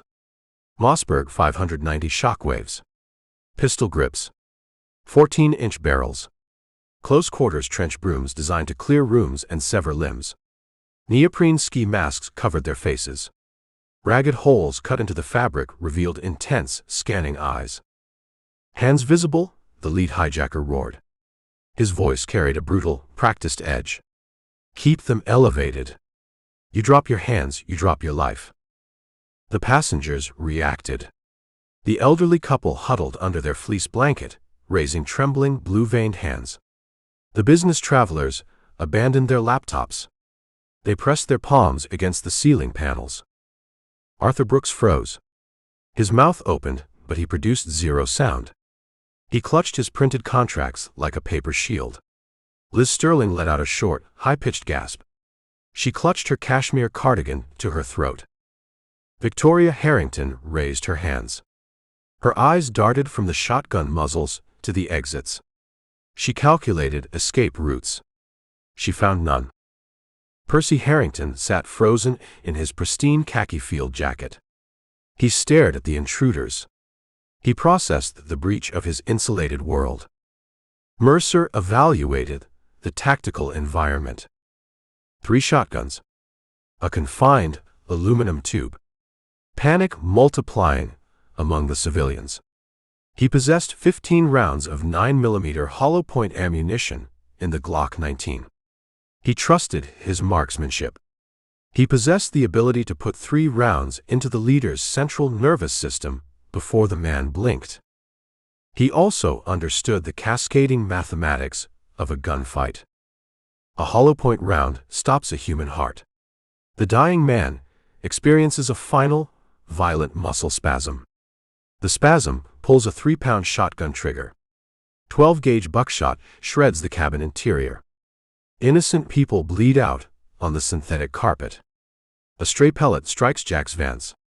A stray pellet strikes the attorney. The math dictated inaction. Mercer raised his left hand. He kept his right hand low, resting it on his thigh. He shielded the movement with his broad shoulders. He remained still. He observed. The hijackers ignored the luggage in the aisle. They ignored the silver Rolex on the wrist of a terrified software salesman. They bypassed the laptops. They hunted a specific target. The leader advanced down the center aisle. The other two men established overlapping fields of fire. They covered the front and rear exits. The leader reached row 8. He stopped beside the Harrington family. He pulled a device from a nylon pouch on his chest rig. A smartphone. He tapped the screen. The harsh white backlight illuminated his masked face. He studied the digital image. He shifted his gaze to the passengers. He examined Arthur Brooks. He dismissed him. He looked at Victoria. He dismissed her. He locked eyes with Percy. "Target acquired," the leader said. His voice lacked emotion. He communicated with his team. He dropped the smartphone back into the pouch. He reached out with a massive gloved hand. He grabbed Percy by the collar of the khaki jacket. He bunched the heavy fabric in his fist. He hauled the young heir out of the molded foam seat. Percy stumbled into the aisle. He lost his footing. He flailed his arms. "Release my person," Percy squawked. The entitlement returned, overriding his basic survival instincts. He attempted to slap the hijacker's arm away. "Do you comprehend my identity? I am Percy Harrington. My father owns regional transit lines." The hijacker let out a muffled grunt. "I comprehend your market value." He drove the polymer stock of the shotgun into Percy's solar plexus. The impact sounded like a butcher striking a side of beef. The air rushed out of Percy's lungs in a violent hiss. Percy's eyes bulged. His knees buckled. He collapsed onto the carpeted floor. He gasped for oxygen like a stranded fish. "Percy!" Victoria screamed. She abandoned her defensive posture. She reached down. She grabbed the leather tote bag resting near her feet. She unzipped the main compartment. She pulled out a thick envelope. "Take the funds," Victoria shouted. She shoved the envelope toward the hijacker. "It holds thousands in federal currency. Take the bag. Take my jewelry. Leave my brother." The leader ignored the cash. He ignored the European leather tote. He possessed a specific mandate. "Sit down," the leader commanded.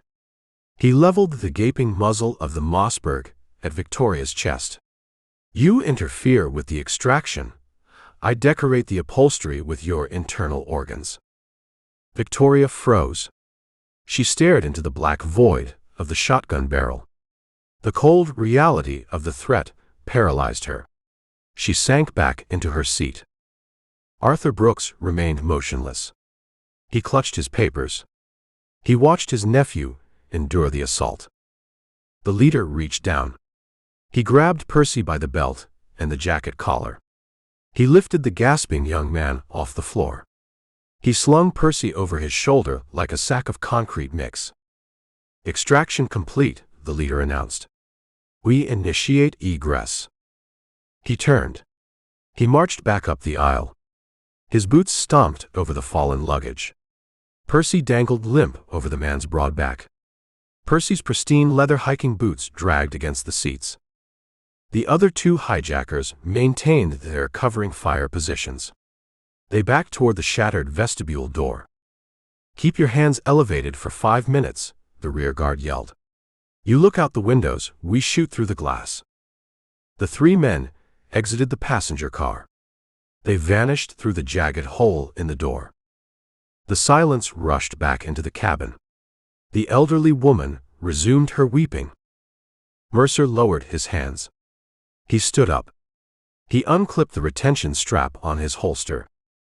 "Stay seated," Mercer told Jax. "I prefer the steel cable," Jax said. He stared at the shattered door.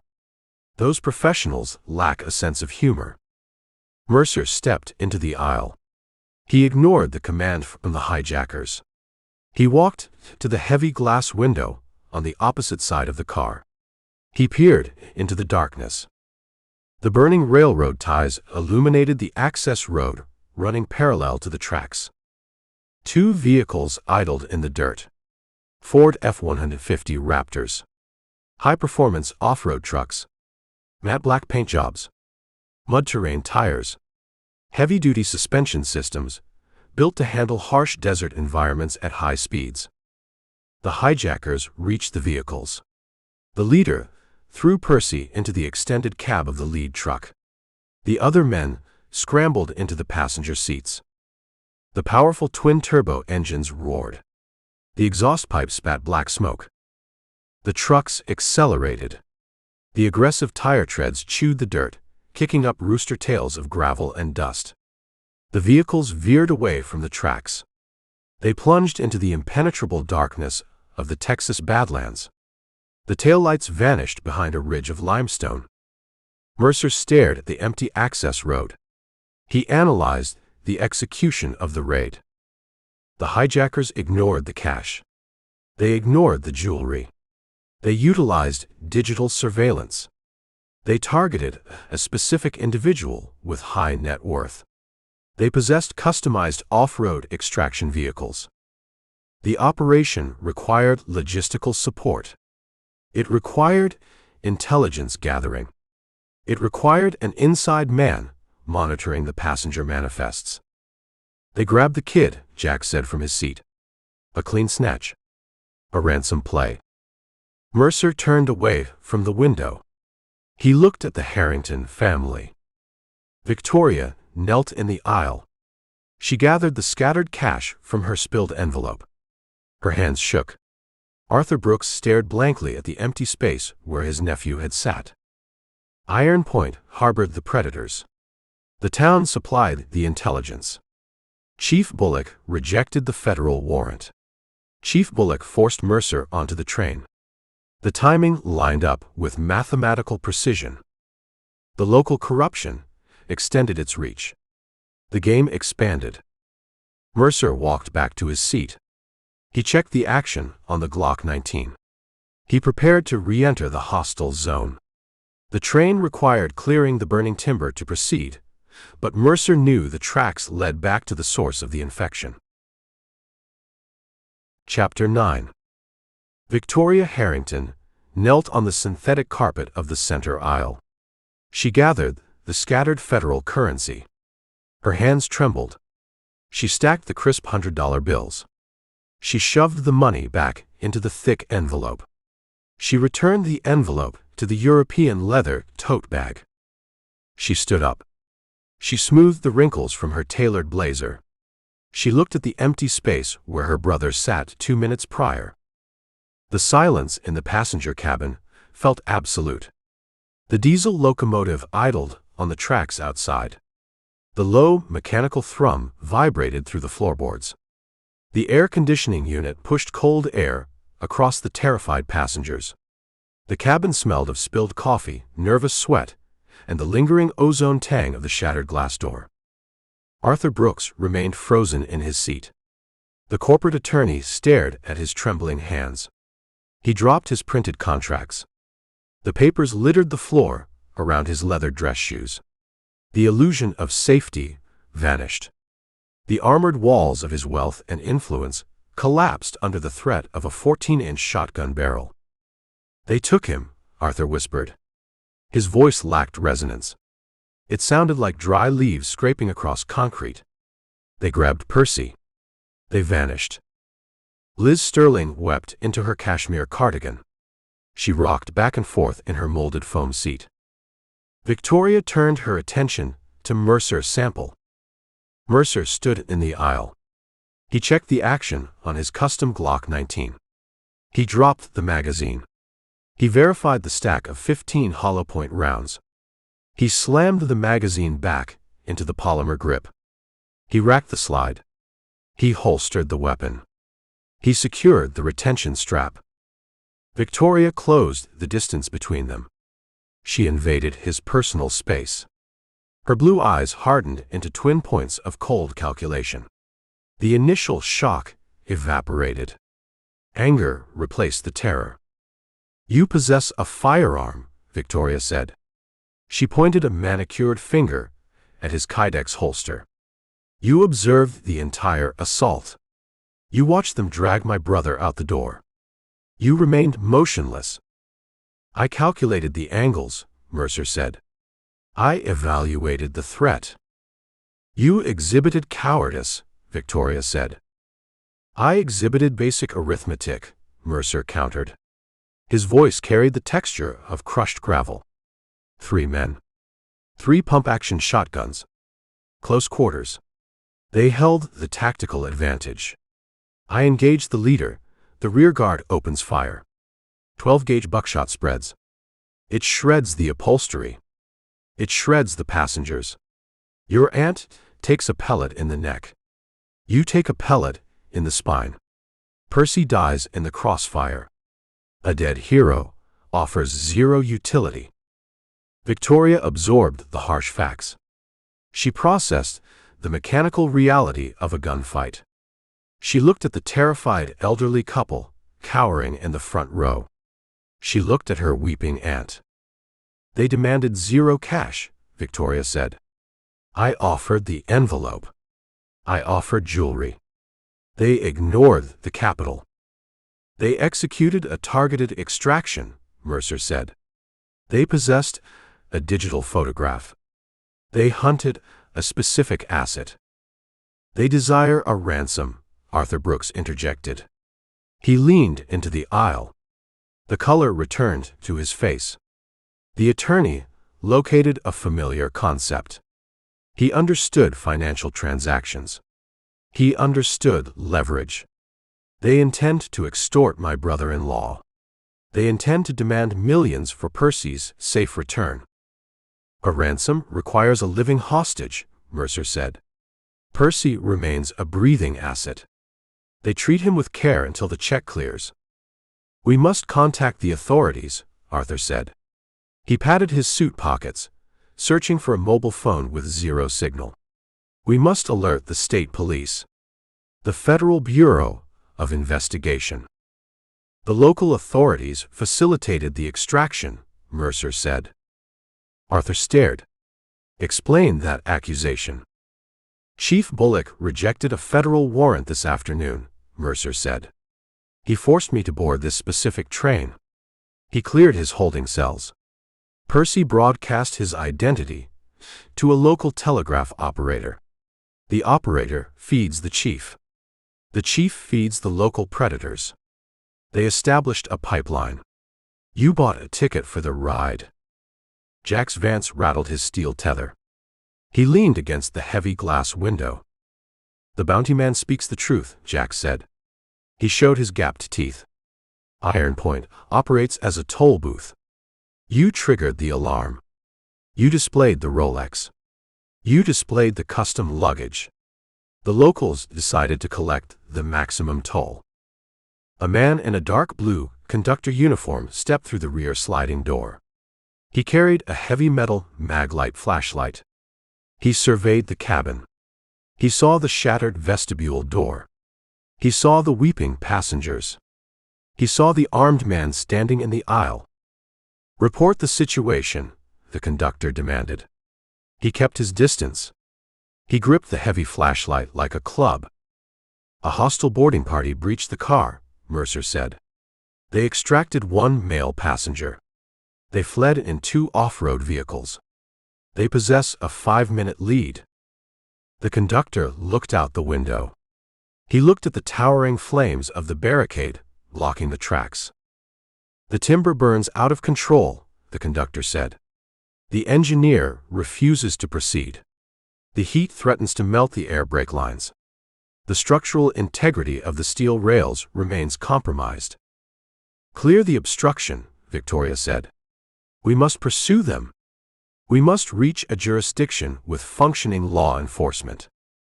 We lack the heavy equipment, the conductor said. A section gang requires hours to dismantle that barricade. We sit stranded. I intend to inspect the breach point, Mercer said. Mercer stepped past the conductor. He navigated the scattered luggage. He reached the shattered vestibule door. He stepped through the jagged hole in the reinforced glass. He descended the metal boarding stairs. His boots hit the crushed gravel of the track bed. The Texas night hit him. The heat radiating from the burning creosote ties felt like an open oven door. Thick, oily black smoke billowed into the sky. It stung his eyes. It coated the back of his throat with a bitter, chemical taste. He walked away from the flames. He moved toward the dirt access road, running parallel to the steel rails. He unclipped the small, high-lumen tactical flashlight from his belt. He clicked the tail switch. A blinding beam of pure white light cut through the darkness. He swept the beam across the dry, packed earth. He located the staging area. The heavy trucks left deep, undeniable impressions in the soil. Mercer crouched. He examined the tire tracks. He studied the tread blocks. Deep, aggressive lugs designed to eject mud and bite into loose rock. Wide void ratios. He recognized the specific pattern. Toyo open country mud terrains. 37-inch diameter. Mounted on wide rims. He measured the track width with his boots. He calculated the wheelbase. The dimensions matched a Ford F-150 Raptor. A specialized machine. Built for high-speed desert running. Built with Fox racing shocks and long travel suspension. Mercer stood up. He played the flashlight beam over the departing tracks. The dual sets of deep grooves chewed through the scrubland, heading due south. They headed back toward the limestone bluffs surrounding Iron Point. He connected the physical evidence to his visual memory. He pictured the gravel parking lot of the Iron Horse Club. He pictured the vehicles flanking the entrance. He remembered two matte black Ford Raptors parked in the VIP section. He remembered the oversized Toyo tires. He remembered the custom suspension setups. Carver owned the casino table. Carver owned the club. Carver owned the extraction vehicles. Bullock supplied the intelligence. Carver supplied the logistics and the muscle. The operation required a local staging ground. They dragged the kid back to their territory. They dragged him into the labyrinth of canyons and abandoned quarries south of the highway junction. Mercer switched off the tactical light. He stood in the dark. He listened to the crackle of the burning railroad ties. He faced a decision matrix. He possessed Jack's Vance. He possessed a clear mandate to deliver the fugitive to Kansas City. He held the cash required to hire private transport. He held zero obligation to the Harrington family. But Chief Bullock used him. Bullock manipulated the timeline. Bullock forced Mercer onto the train to isolate the targets. Bullock treated Mercer like a pawn on a concrete chessboard. Carver sent assassins to Mercer's motel room. Carver attempted to terminate a problem. Mercer despised predators. He despised corrupt men leveraging municipal power for extortion. He despised men who considered themselves untouchable. The extraction of Percy Harrington transformed from a local crime into a personal insult. Mercer turned his back on the burning barricade. He walked back to the passenger car. He climbed the metal stairs. He stepped through the shattered glass. The conductor stood in the aisle, speaking into a handheld radio. He lowered the device. "The engineer confirms a complete halt," the conductor announced to the cabin. "We reverse course. We back the train down the line. We return to the Iron Point station. We await the section gang and the state police."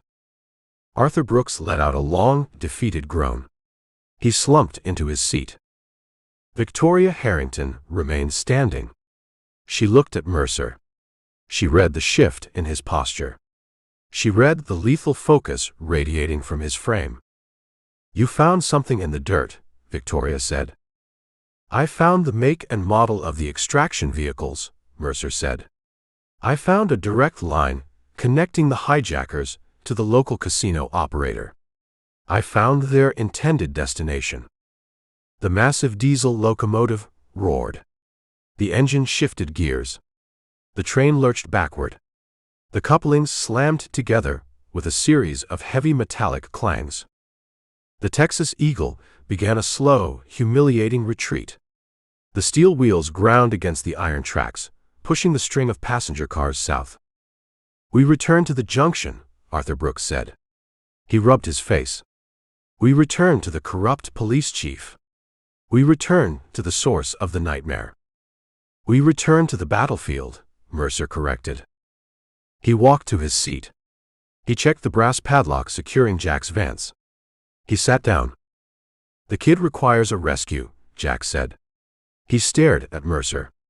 "You intend to hunt the local heavy. You intend to wage a localized war." "I intend to balance the ledger," Mercer said. He looked out the window. The burning barricade shrank in the distance. The darkness swallowed the landscape. The rhythmic clack of the wheels counted down the miles. Mercer touched the grip of the Glock 19. He prepared to re-enter Iron Point. He prepared to dismantle Carver's operation, piece by piece. Chapter 10. The Texas Eagle traveled backward. The motion felt unnatural. Trains engineered for forward momentum resist a reverse trajectory. The massive steel wheels ground against the iron rails. The wheel flanges shrieked. The couplings between the passenger cars slammed and groaned, echoing like cannon fire in the dark. The retreat generated a profound psychological weight inside the cabin. Arthur Brooks abandoned his corporate armor. The attorney ripped the silk tie from his neck. He popped the top button of his wrinkled dress shirt. He stared at the synthetic carpet. He ignored the printed contracts scattered around his leather shoes. His hands shook. He visualized his nephew trapped in the cab of a matte black Ford Raptor. He visualized the men with the 14-inch shotguns. Liz Sterling exhausted her tears. She sat in a state of catatonic shock. She clutched the cashmere cardigan to her throat. She stared at the blank plastic seatback in front of her. Victoria Harrington hardened. The initial terror evaporated, replaced by a cold, pressurized fury. She retrieved her leather tote bag from the floor. She placed it on the empty seat beside her. She smoothed the lapels of her tailored blazer. She locked her jaw. She watched Mercer Sample. Mercer left his row. He bypassed Jack's vans and the rattling steel tether. He walked up the center aisle. He stopped beside the Harrington family. He braced his hand against the overhead luggage rack to counter the violent sway of the retreating train. "We require a forensic accounting," Mercer said. His voice cut through the mechanical noise of the cabin. "Detail the financial structure of your nephew." Arthur blinked. He struggled to process the demand. Financial structure. "The hijackers executed a targeted operation," Mercer said. "They bypassed thousands in physical cash. They utilized a digital photograph. They hunted a specific asset. They priced the asset before they boarded the train. I need the exact numbers." "We face a crisis," Arthur stammered. "You demand an audit." "I demand operational intelligence," Mercer said. "Kidnapping functions as a corporate acquisition. It involves logistics, risk assessment, and projected returns. Carver runs the local casino. Carver understands odds. He calculated the payout. I need the math." Victoria leaned forward. She bypassed her uncle. "Percy controls a family trust," Victoria said. Her voice lacked tremor. "The principal sits at $50 million. The funds become fully liquid on his 30th birthday. My uncle manages the current disbursements." Mercer nodded. He absorbed the figures. $50 million, Mercer said. A massive target. They observed the Rolex. They observed the European luggage. The local spotter logged the visual data. The spotter ran a digital search using the train manifest. They matched the name to the trust fund. They mapped the pipeline. "How do we execute the payment?" Arthur asked. The attorney clung to the concept of a transaction. We possess the capital. We meet their price. We secure his release. The transaction lacks simplicity, Mercer said. This region operates outside civilized banking regulations. They reject briefcases full of marked bills.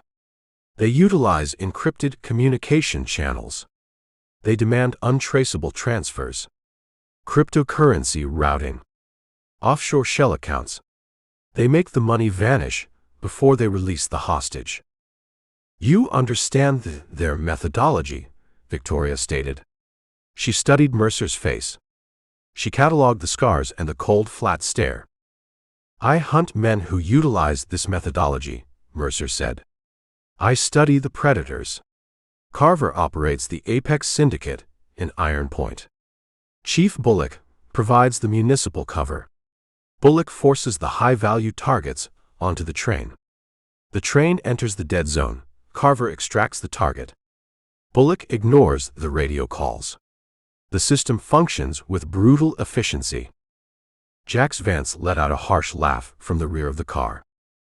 You ride a ghost train back to the graveyard, bounty man, Jax said. He rattled the heavy padlock against the steel stanchion. Bullock expects you in Kansas City. You arrive in his lobby. He experiences a severe panic attack. Panicked men pull triggers. Panicked men erase their mistakes. I welcome his panic, Mercer said. Mercer turned his attention to the heavy glass window. The Texas night remained impenetrable. The moon hid behind a thick layer of high-altitude clouds. The limestone ridges cast long, jagged shadows across the scrubland. The train descended back into the valley. The ambient temperature rose. The heat penetrated the insulated walls of the coach. The conductor entered the cabin. He carried his heavy maglite flashlight. Sweat beaded on his forehead. He looked at the passengers with eyes wide with genuine fear. I possess zero communication with the local dispatcher, the conductor announced. His voice cracked. The radio channels broadcast dead static. The emergency line rings without an answer. The station manager abandoned his post. Bullock controls the switchboard, Mercer said. He instituted a localized blackout. He isolates the incident. He controls the narrative. A faint, sickly glow breached the southern horizon. The artificial light pollution of Iron Point. The neon signs, painting the underbelly of the clouds in shades of bruised purple and harsh red. The train approached the junction. The massive diesel engine throttled down. The steel brakes squealed. The passenger cars shuddered. The Texas Eagle ground to a halt beside the poured concrete platform of the Iron Point depot. Mercer looked out the window. The station resembled a tomb. The exterior floodlights remained dark. The ticket window sat empty behind the scratched polycarbonate glass. The parking lot held 0 vehicles. No state police cruisers. No emergency medical personnel. No section gang waiting to clear the tracks. The town swallowed the crisis. It presented a wall of absolute silence. The station stands abandoned, Arthur Brooks whispered. He pressed his face against the glass. We possess no protection. Mercer unclipped the retention strap on his Kydex holster. He drew the custom Glock 19. The matte black slide absorbed the dim cabin lighting. He checked the chamber. He verified the brass casing of the hollow point round. He looked at the conductor. Lock the exterior pneumatic doors, Mercer commanded. Kill the interior cabin lights. Maintain the air conditioning. Do not lower the boarding stairs. The conductor nodded. He scrambled toward the control panel in the vestibule. Mercer turned to the Harringtons. You remain in these seats, Mercer said. You pull the window shades down. You lie flat on the carpet. You step onto that concrete platform. You become collateral damage. Carver's men own the high ground. They own the sight lines. You intend to disembark? Victoria asked. She gripped the armrests of her seat. I intend to locate the chief, Mercer said. He commands the local police force, Arthur protested. He possesses armed deputies. You walk into an execution. He commands a gang of municipal thugs, Mercer corrected. Thugs require leadership. I remove the leadership. The structure collapses. Mercer walked to the rear of the car. Jack's Vance sat perfectly still. The fugitive watched the Glock in Mercer's hand. I leave you tethered to the steel, Mercer told Jax. The train remains locked. You attempt to break the cable. You trigger the alarm. The conductor possesses a flare gun. He holds instructions to blind you. I value my vision, Jax said. He raised his bound hands. I sit tight. You execute the corrupt cop. You return. We proceed to Kansas City. I prefer a federal cell over a local dirt nap. The interior LED lights snapped off. The passenger cabin plunged into darkness. Only the faint ambient glow of the town's distant neon filtered through the windows. Mercer stepped into the rear vestibule. He bypassed the shattered door on the right side.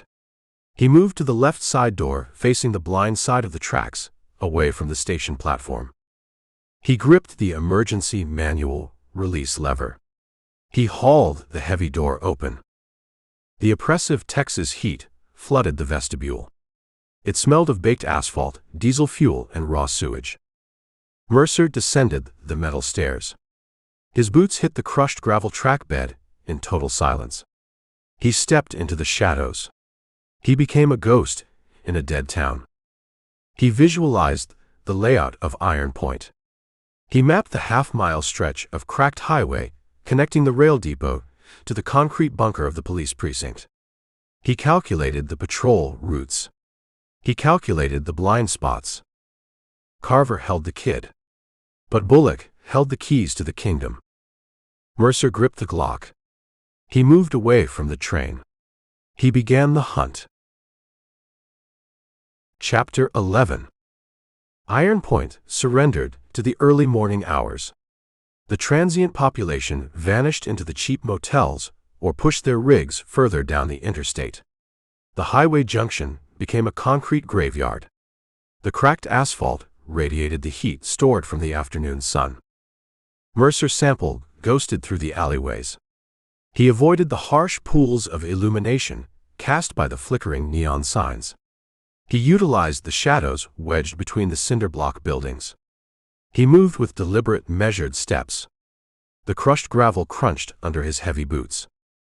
He approached the rear elevation of the Iron Point Police Department. The building projected zero tactical security.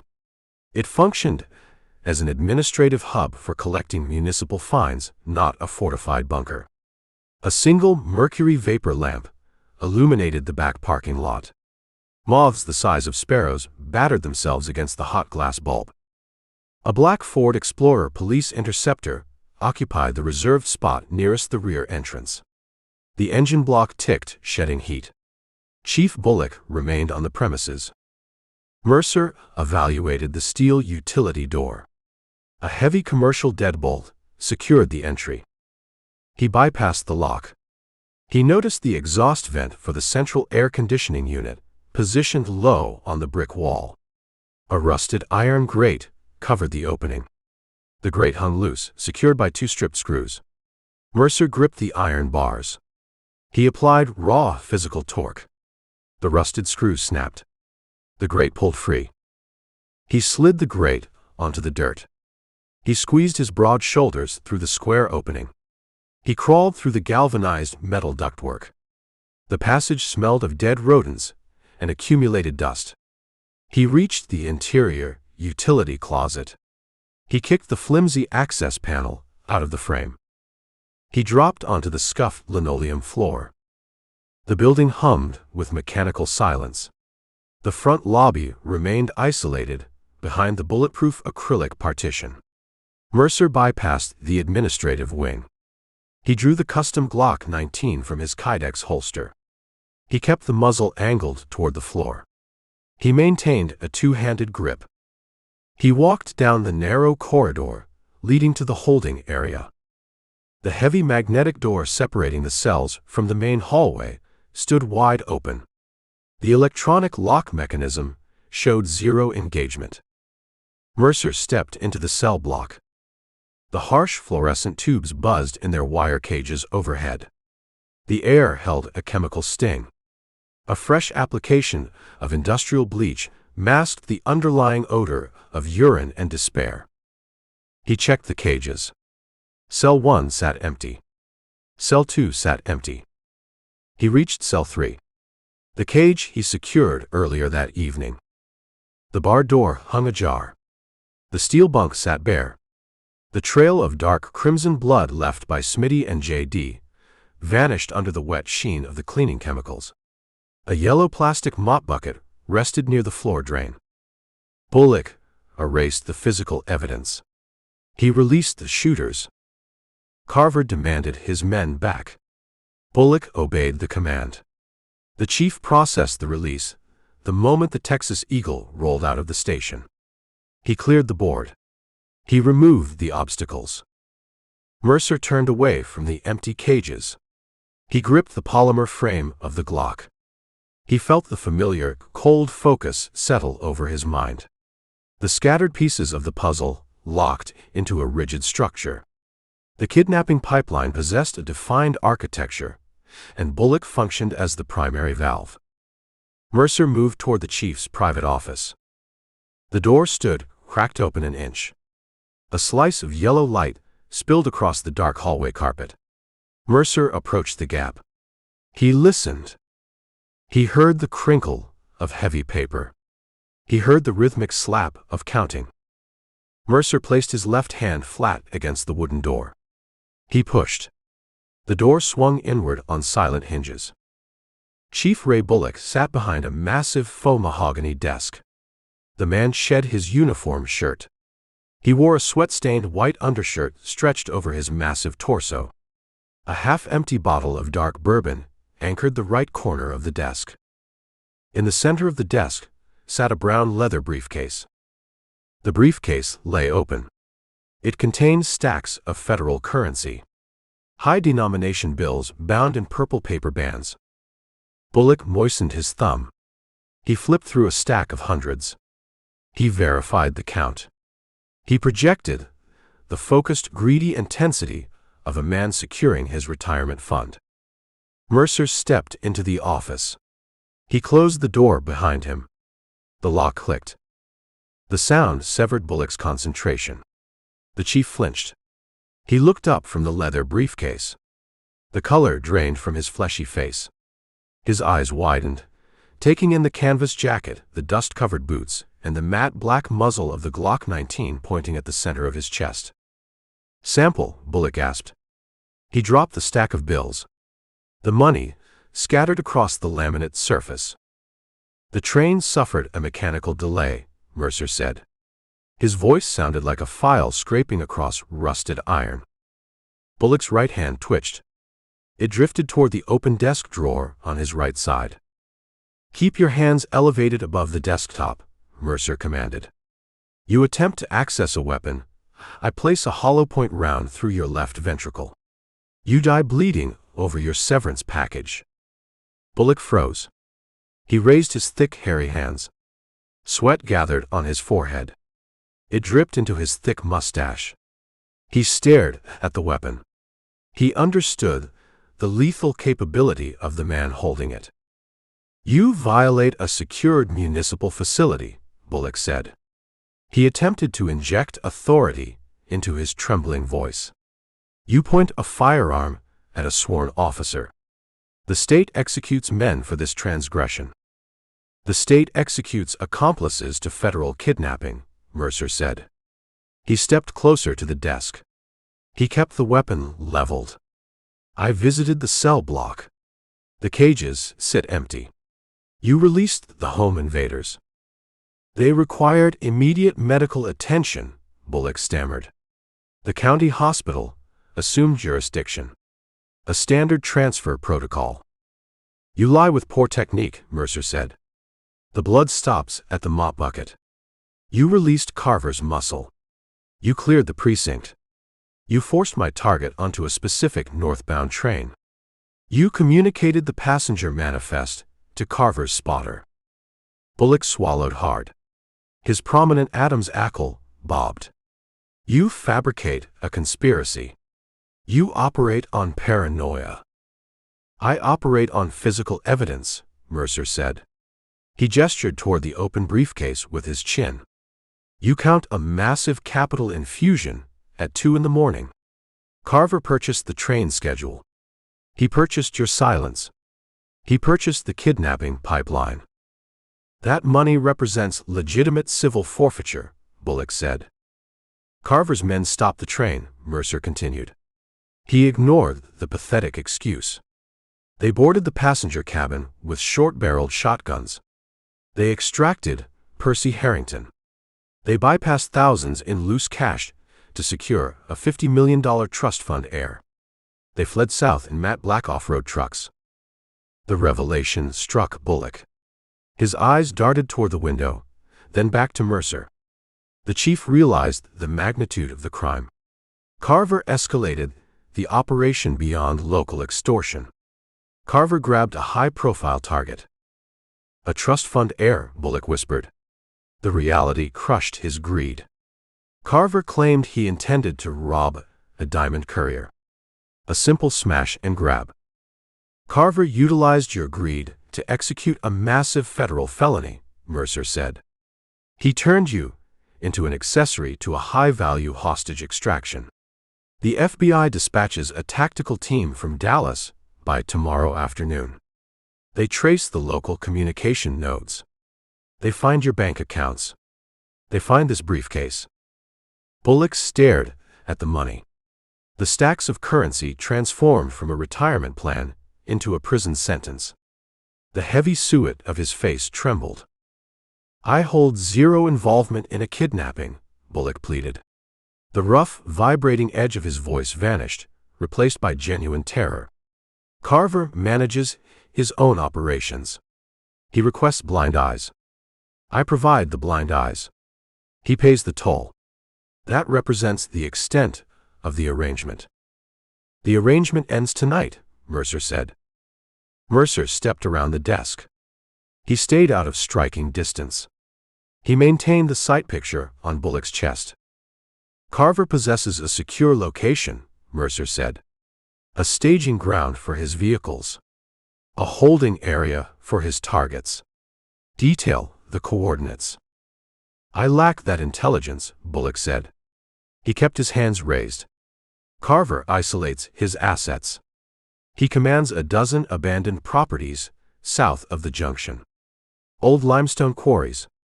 Decommissioned mining camps. He rotates his locations. You process his arrested men, Mercer said. You monitor the local radio traffic.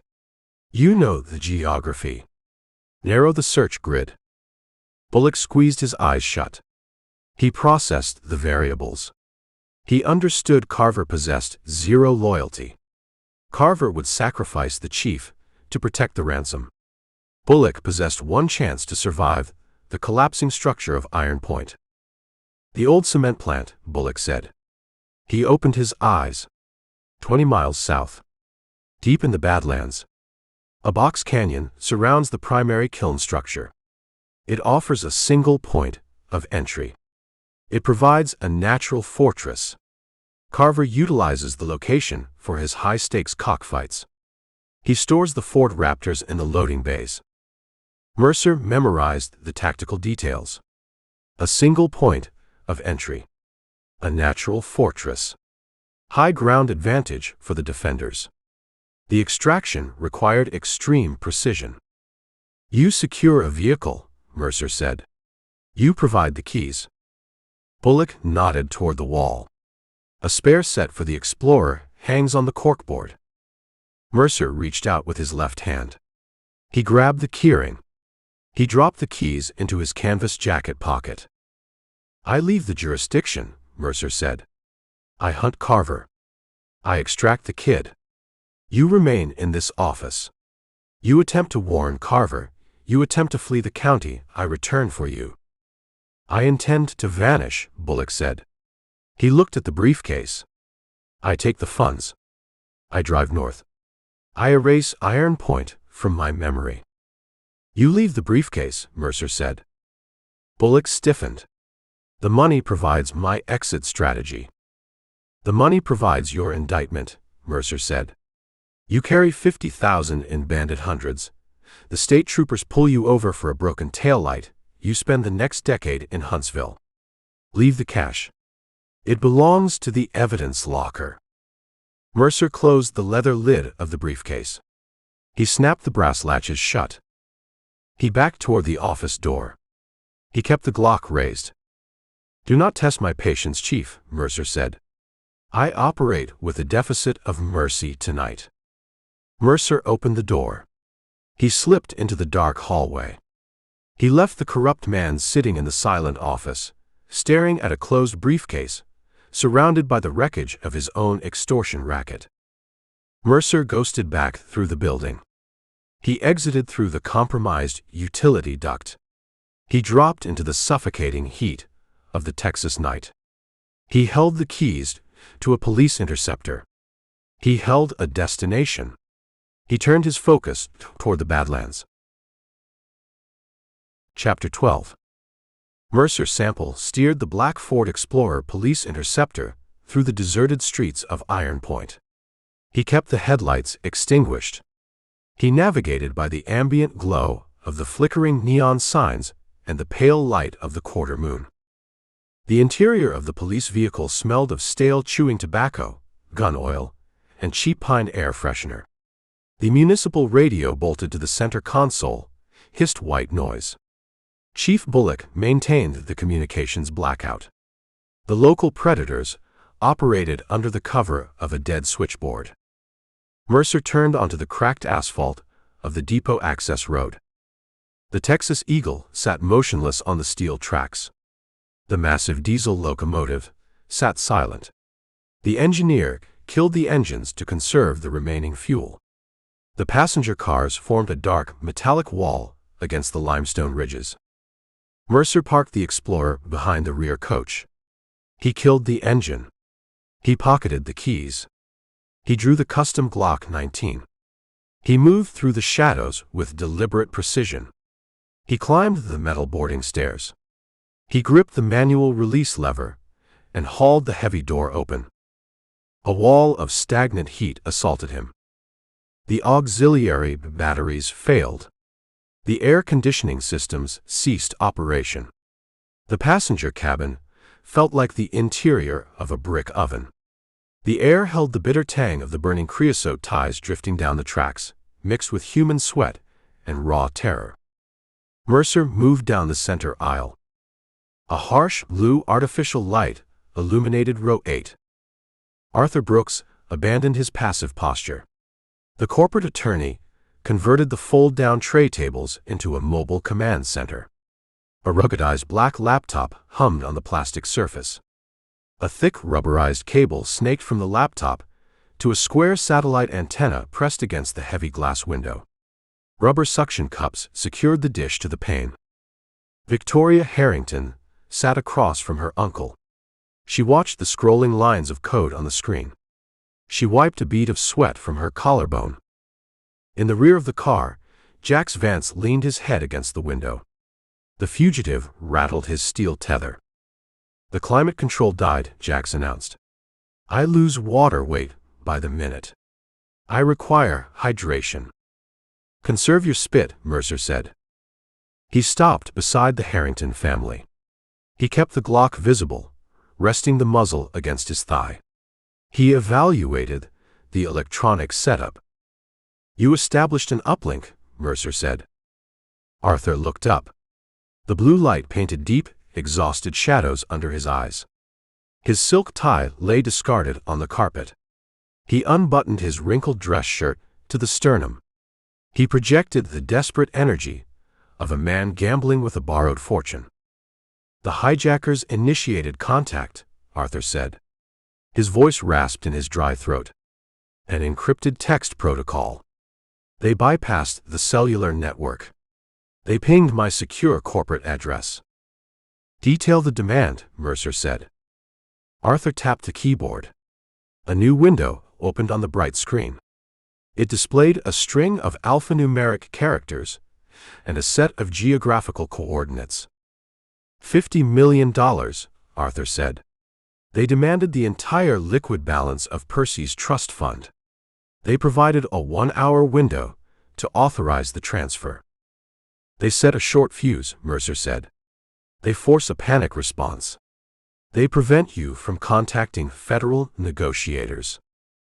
I require 0 negotiators, Arthur said. He picked up a sleek, brushed titanium rectangle from the tray table. It resembled an oversized USB flash drive. I contacted the Board of Trustees in Boston via the satellite relay. I authorized the emergency liquidation protocol. The board transferred the capital into untraceable cryptocurrency. Monero. The entire $50 million sits secured on this cold storage hardware wallet. Victoria stared at the titanium drive. A ransom paid in ghost money. It represents the sole method of ensuring Percy's survival, Arthur said. He looked at Mercer. His hands trembled. He offered the drive. The coordinates placed the drop site 20 miles south of this location. Deep in the Badlands. A place called the Iron Point Cement Works. Mercer registered the location. The coordinates matched the intelligence extracted from Chief Bullock. The corrupt cop provided accurate data. Carver held the high ground in the Box Canyon. Arthur stood up. He bumped his knees against the tray table. The laptop wobbled. He ignored the hardware. He stepped into the aisle. He invaded Mercer's personal space. I possess the ransom, Arthur pleaded. He grabbed the sleeve of Mercer's canvas jacket. I lack the physical capability to deliver it. I lack the tactical training. You possess a firearm. You operate with lethal efficiency. Deliver this drive. Bring my nephew back to this train. Mercer looked at the attorney's manicured fingers gripping his sleeve. Release the jacket, Mercer commanded. Arthur obeyed. He dropped his hand. He took a half-step backward. I authorize a substantial commission, Arthur rushed on, desperate to secure the contract. 10%. $5 million. I execute the transfer the moment Percy steps onto this carpet. $5 million in untraceable funds. You retire tomorrow. You purchase an island. Jax Vance let out a low whistle from the back row. $5 million. Take the deal, bounty man. We split the profit. I carry your luggage for the rest of my life. Mercer ignored the fugitive. He locked eyes with Arthur Brooks. He saw a man attempting to buy his way out of a primal nightmare using corporate leverage. I reject the fee, Mercer said. His voice carried the texture of a rusted iron gate swinging shut. I decline mercenary contracts. I refuse to profit from a hostage extraction. Arthur slumped. The rejection drained the remaining color from his face. You abandon us. You leave my nephew to die. I evaluate the tactical reality, Mercer said. You misunderstand the mechanics of a Badlands ransom drop. You assume a civilized exchange. You hand them the capital, they hand you the boy. We meet their demands, Arthur argued. They lack a motive to harm him. Mercer shook his head. They wear ski masks.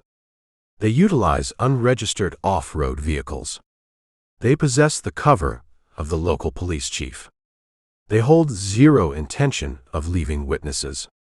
They take the titanium drive. They verify the ledger. They put a 12-gauge slug through the back of Percy's skull. Then they execute the courier. Victoria Harrington stood up. She absorbed Mercer's brutal assessment. She possessed a sharper intellect than her uncle. She grasped the violence of the environment. They intend to murder Percy regardless of the payment, Victoria stated. It functioned as a fact, not a question. Carver runs a syndicate, Mercer said. He protects his identity. A live hostage provides a description to the FBI. A live courier provides a description of the drop site. Carver demands clean ledgers. Dead men file 0 reports. We face a closed loop, Arthur whispered. He stared at the floor. We deliver the money, he dies. We withhold the money, he dies. You face a closed loop if you operate by their rules, Mercer said. Mercer reached out. He plucked the titanium hardware wallet from Arthur's trembling hand. He weighed the $50 million in his palm. The metal felt cold. I reject your $5 million fee, Mercer said. But I accept the point position. Arthur looked up. Hope flickered in his exhausted eyes. You agree to deliver the funds? I agree to utilize the funds as bait, Mercer corrected. Carver expects a terrified corporate lawyer driving a rented sedan. He expects a submissive target. I intend to deliver a kinetic response. You plan an assault, Victoria said. A fierce, predatory spark ignited in her blue eyes. I plan to dismantle his operation, Mercer said. I secured a police interceptor. It sits idling outside the passenger car. The vehicle provides mobility and a measure of local camouflage. I ride with you, Arthur said. He buttoned his collar. He attempted to project authority. He is my blood. I hold a duty to witness the exchange. You stay on the train, Mercer ordered. You constitute a liability in a firefight. You lack the reflexes. You freeze under pressure. A frozen man absorbs bullets. I refuse to remain idle, Victoria countered. She stepped around her uncle. She faced Mercer. I understand your assessment of Arthur. He negotiates boardrooms, not battlefields. But I adapt. I require a role in this extraction. Mercer studied the sister. She exhibited 0 panic. Her pulse remained steady. She focused her anger into a weapon. You follow absolute commands, Mercer said. I follow logic, Victoria said. Your logic dictates our survival. Issue the commands. We require heavy ballistics, Mercer said. The Glock provides close quarters utility. Carver's men wield shotguns. They hold fortified positions in a box canyon. We need a rifle. We need distance capability. The town possesses an outfitter, Arthur offered, eager to contribute intelligence. I noted a sporting goods store on the main strip during our arrival. A sign advertised hunting supplies. Iron Point hardware and tackle, Mercer confirmed. He remembered the chained chainsaws in the barred window. The establishment sits locked. Locks yield to mechanical force, Victoria said. Mercer handed the titanium drive back to Arthur. Secure the ledger in your breast pocket, Mercer instructed. You guard the asset. You lock this train car from the inside. You ignore commands from anyone lacking my voice. Mercer turned to Victoria. Gather your boots. We visit the hardware store. We procure a long gun. Then we drive south. Jax Vance groaned in the shadows. You leave me chained in an oven. I bake to death before sunrise. I return by dawn, Mercer said. Or I fail to return at all. In that scenario, your comfort ceases to be my concern. Mercer exited the passenger car. Victoria Harrington followed him into the suffocating heat of the Texas night. The hunt for Carver's stronghold began. Chapter 13. Mercer Sample popped the rear hatch of the Ford Police Interceptor. The cargo area held a molded plastic equipment tray. He bypassed the emergency road flares and the yellow crime scene tape. He retrieved a heavy steel Halligan bar. The tool weighed 10 pounds. It featured a wedged pry blade and a forged steel spike. He closed the hatch. He turned to Victoria Harrington. "Stay close to the vehicle," Mercer commanded. They stood in the gravel parking lot, behind the Iron Point hardware and tackle shop.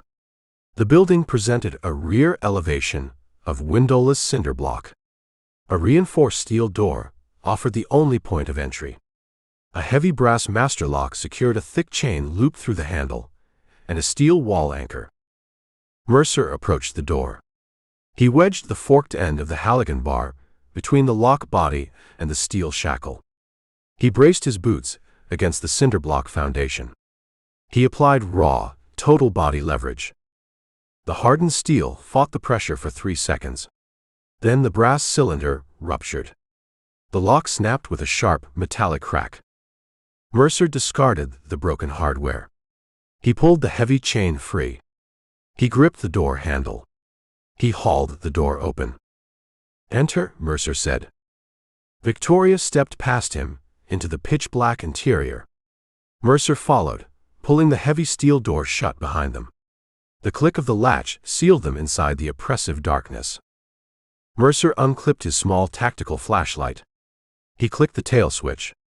The blinding beam of pure white light cut through the gloom. The air conditioning in the building remained deactivated. The atmosphere felt thick and stagnant. It smelled of organic potting soil, chemical fertilizer, PVC pipe glue, and the sharp tang of machine oil. Rows of steel shelving formed a labyrinth of hardware supplies. Mercer kept the light low, sweeping the concrete floor. He navigated past displays of chainsaws and heavy-duty water pumps. He maintained a steady, purposeful stride. Victoria matched his pace. Her designer boots clicked softly against the polished concrete. They reached the rear corner of the store, the sporting goods section.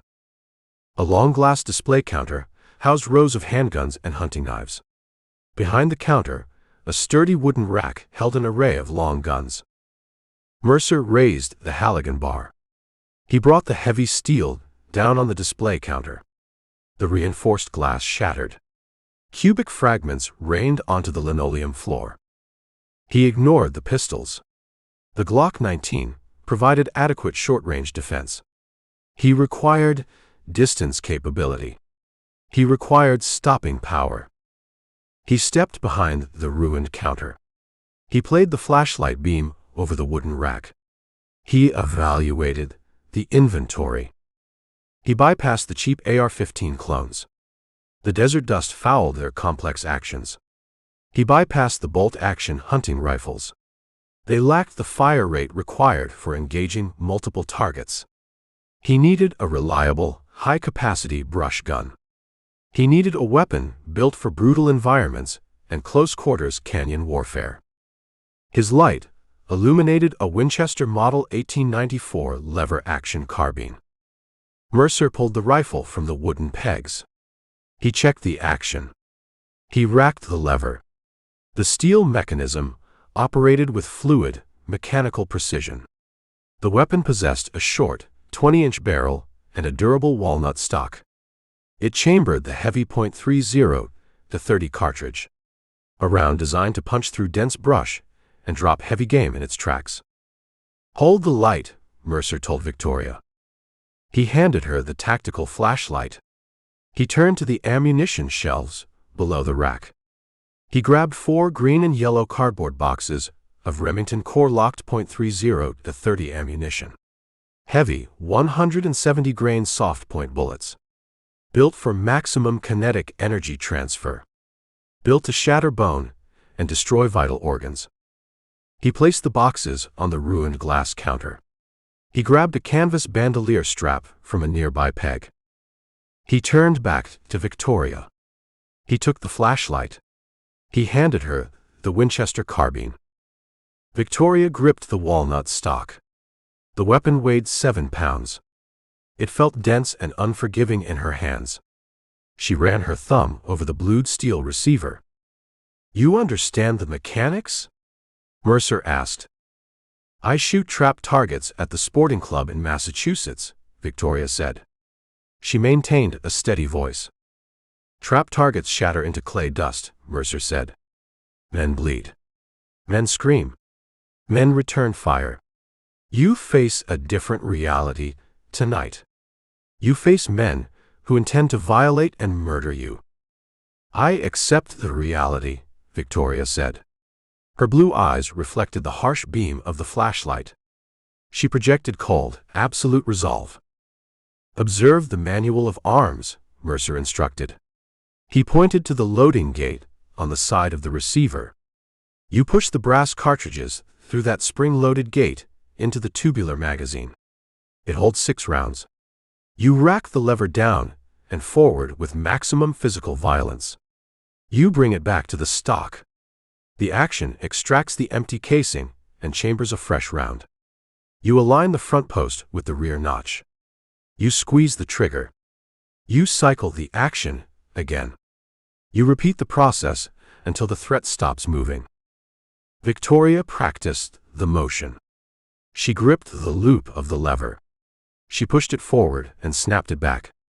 The steel clacked, echoing in the silent hardware store. She demonstrated excellent mechanical aptitude.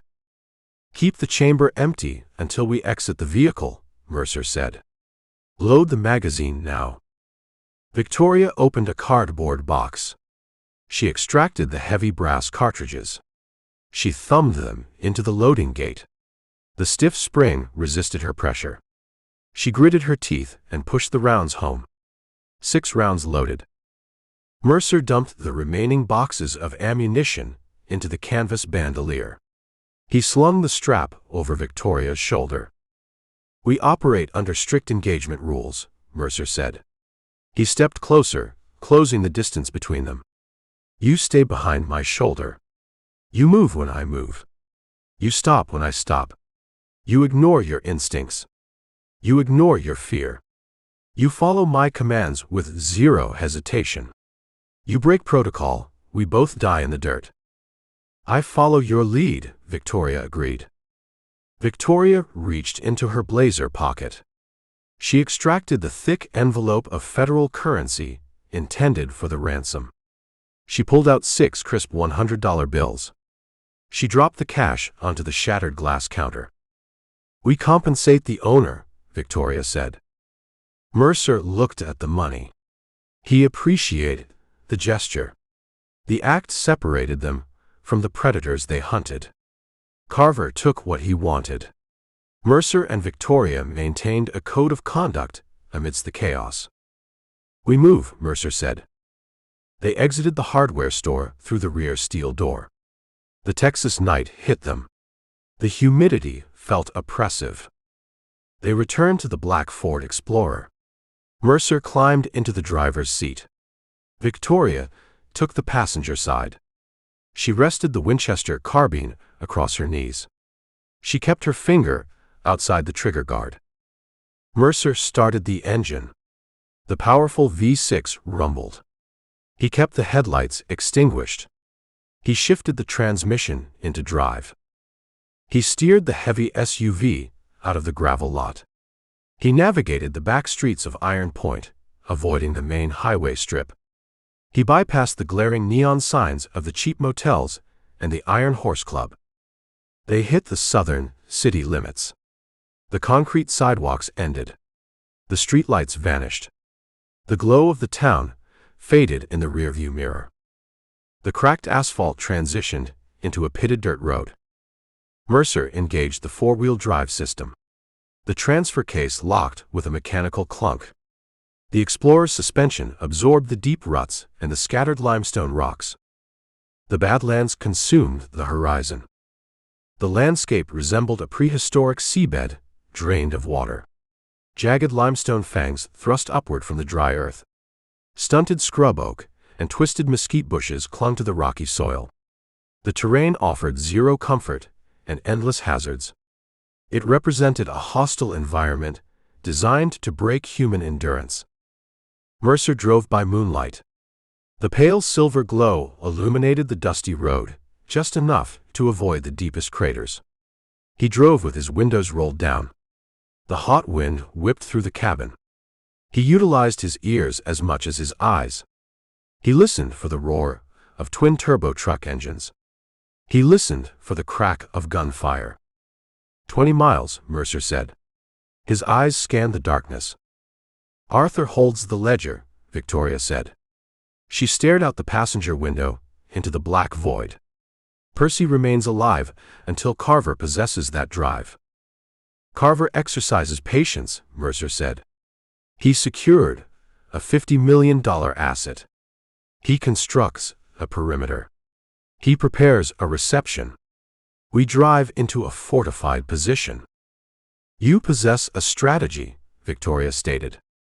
I possess a disruption tactic, Mercer said. Carver expects a surrender. We deliver an ambush. The heavy tires chewed the dirt. The Ford Explorer plunged deeper into the wasteland. The towering limestone walls closed in around them, funneling the vehicle toward the Iron Point cement works. The confrontation approached. Chapter 14. The Ford Police Interceptor crawled through the limestone canyon. Mercer Sample kept the headlights extinguished. He navigated by the pale silver illumination of the quarter moon. The V6 engine emitted a low, mechanical growl. The heavy all-terrain tires crushed dried mesquite branches and loose gravel. The badlands swallowed them. The topography shifted from rolling scrubland into a jagged, vertical maze. The canyon walls rose 50 feet on either side. The eroded rock faces resembled broken teeth biting into the night sky. The terrain created a natural funnel. It restricted movement. It forced travelers into a single, predictable path. The perfect architecture for a kill zone. Mercer stopped the heavy SUV. He shifted the transmission into park. He kept his foot pressing the brake pedal to prevent the taillights from flaring. He rolled his window down to the base of the doorframe. The oppressive Texas heat rushed into the air-conditioned cabin. He closed his eyes. He utilized his secondary senses. The visual data remained limited by the shadows. He required environmental intelligence. He smelled the dry earth. He smelled the bitter tang of the sagebrush. He smelled the hot exhaust of the Ford engine. Then he detected the anomaly. A sharp, chemical odor drifted on the sluggish wind. The distinct scent of burning menthol tobacco. A human signature in an empty wasteland. Victoria Harrington sat rigid in the passenger seat. She gripped the walnut stock of the Winchester carbine. She stared into the pitch-black void beyond the windshield. "You stopped the vehicle," Victoria said. "I smell the perimeter," Mercer said. He unclipped a pair of compact Bushnell binoculars from his tactical belt. He brought the rubber eye cups to his face. He adjusted the focal ring. He scanned the darkness ahead. The lenses gathered the ambient moonlight, painting the canyon in shades of gray and dark green. The ravine necked down to a width of 20 feet. A vehicle blocked the narrow passage. A battered Chevrolet pickup truck parked sideways across the dirt track. The rusted steel bed and the heavy engine block formed an improvised barricade. Mercer shifted his focus to the shadows behind the truck. He located the sentries. The moonlight illuminated a swath of white fabric. Medical gauze. Mercer recognized the massive, slouched silhouette leaning against the rear tire of the Chevrolet. Smitty. The bouncer favored his shattered left shoulder. He cradled a pump-action shotgun in his good right arm. Beside him, a second man sat on a plastic cooler. The man kept his right leg extended, avoiding bearing weight on the limb. J.D. Carver utilized injured men to guard the outer gates. He treated his employees like disposable meat. He commanded them to hold the line, despite the fresh bullet holes in their flesh. Mercer lowered the binoculars. He placed them on the center console. He turned to Victoria. Carver established a choke point 50 yards ahead, Mercer said. He blocked the pass with a pickup truck. 2 men guard the barricade. We flank their position, Victoria suggested. The geography prevents a flanking maneuver, Mercer said. The limestone runs vertical on both sides. We possess 0 alternate routes. We breach the center. They hold shotguns, Victoria said. They hold the cover of the barricade. They hold severe gunshot wounds, Mercer corrected. I put hollow point rounds into their extremities 3 hours ago. They bleed. They swallow chemical painkillers. They suffer from physical shock and diminished reflexes. We exploit their degraded condition. Mercer reached toward the dashboard. He placed his fingers over the municipal switch panel, controlling the siren and the roof-mounted light bar. This vehicle contains a psychological weapon, Mercer said. We utilize the element of absolute sensory overload. I initiate the lights and the siren. The sudden sound and the strobe effect shatter their night vision. It induces immediate panic. Victoria processed the tactical plan. She looked at the heavy steel push bumper mounted to the front frame of the Explorer. You intend to ram the barricade, Victoria said.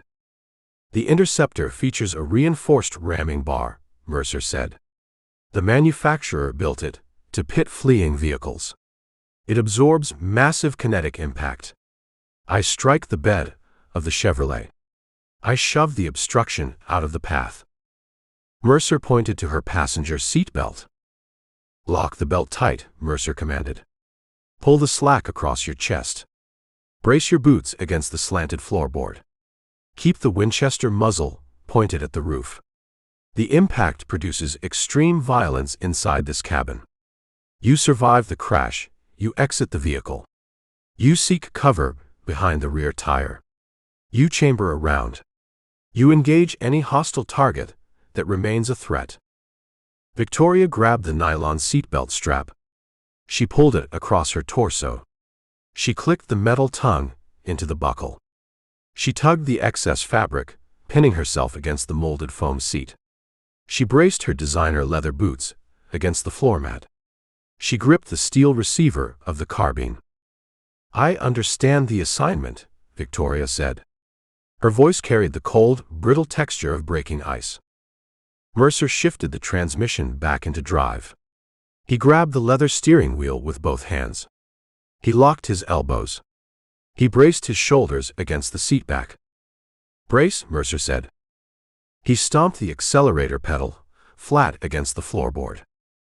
The Ford Interceptor surged forward. The heavy all-terrain tires bit into the loose dirt and gravel. They hurled a shower of rocks backward. The V6 engine roared, a mechanical scream echoing off the canyon walls. The heavy SUV launched toward the narrow gap. Mercer hit the switch panel. The Badlands exploded into terrifying chaos. The roof-mounted light bar detonated.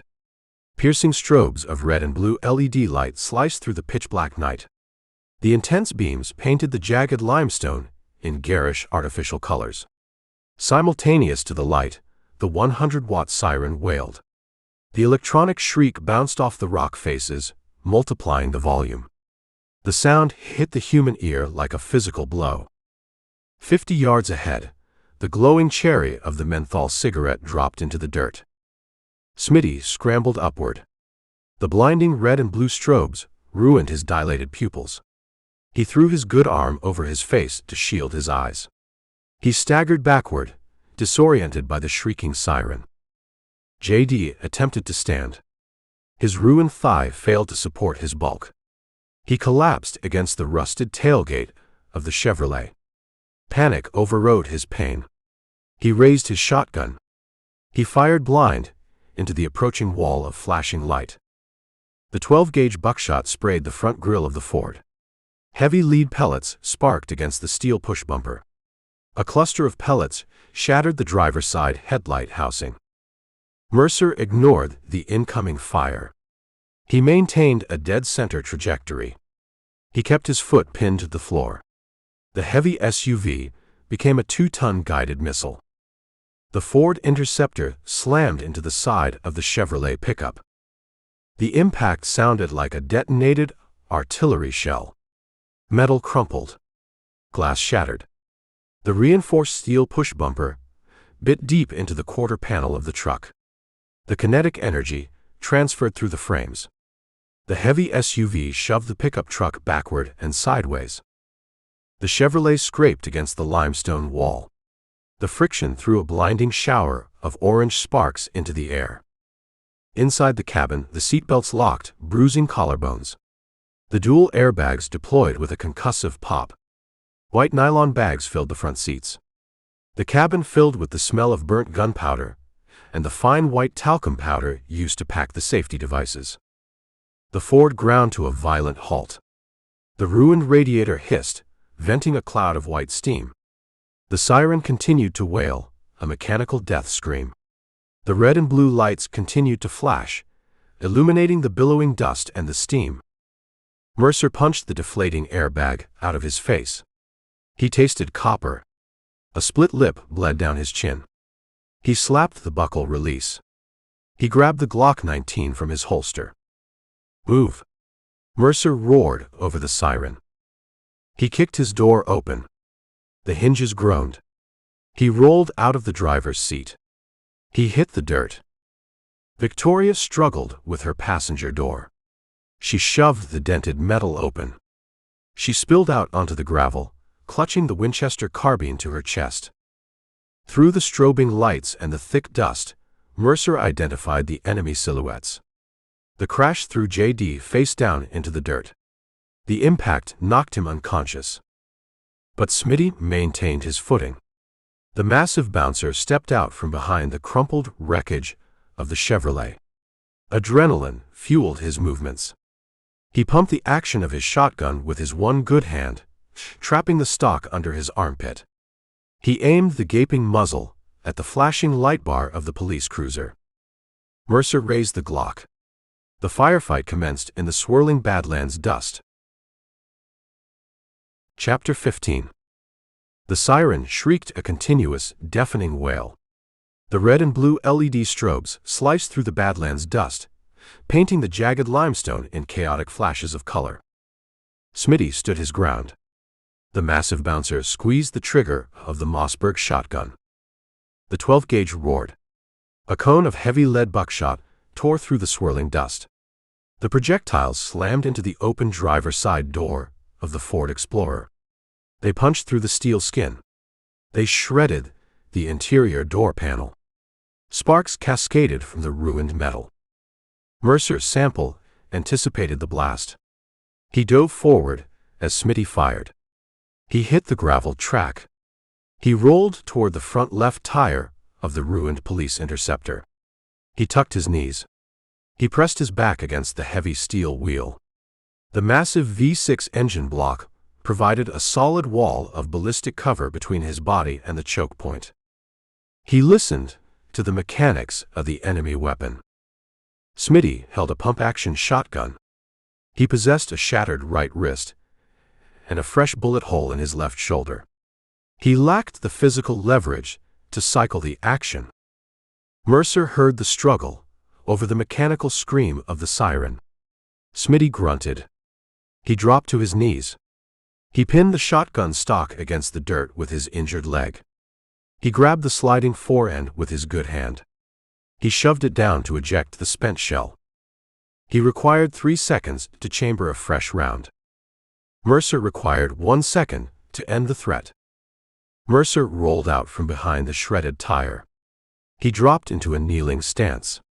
He locked both hands around the polymer grip of the custom Glock 19. He extended his arms.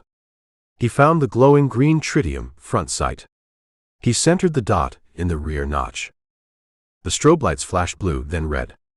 They illuminated Smitty, kneeling in the dirt 50 feet away. The bouncer racked the shotgun slide forward. The brass shell clicked into the chamber. Smitty raised the muzzle. Mercer applied 3 pounds of pressure to the ghost trigger. He fired 2 rounds in rapid succession. The heavy 9mm hollow points crossed the 50-foot gap. The first round struck Smitty dead center in the chest. It punched through the cheap nylon plate carrier. It shattered his sternum. The second round struck 2 inches higher, severing the ascending aorta. The kinetic energy lifted Smitty off his knees. The shotgun slipped from his grasp. The massive bouncer fell backward. He hit the dust with a heavy, lifeless thud. He stared up at the quarter moon. He ceased all movement. Mercer kept the Glock raised. He scanned the wreckage of the Chevrolet pickup. The violent impact of the ramming maneuver scrambled JD's brain.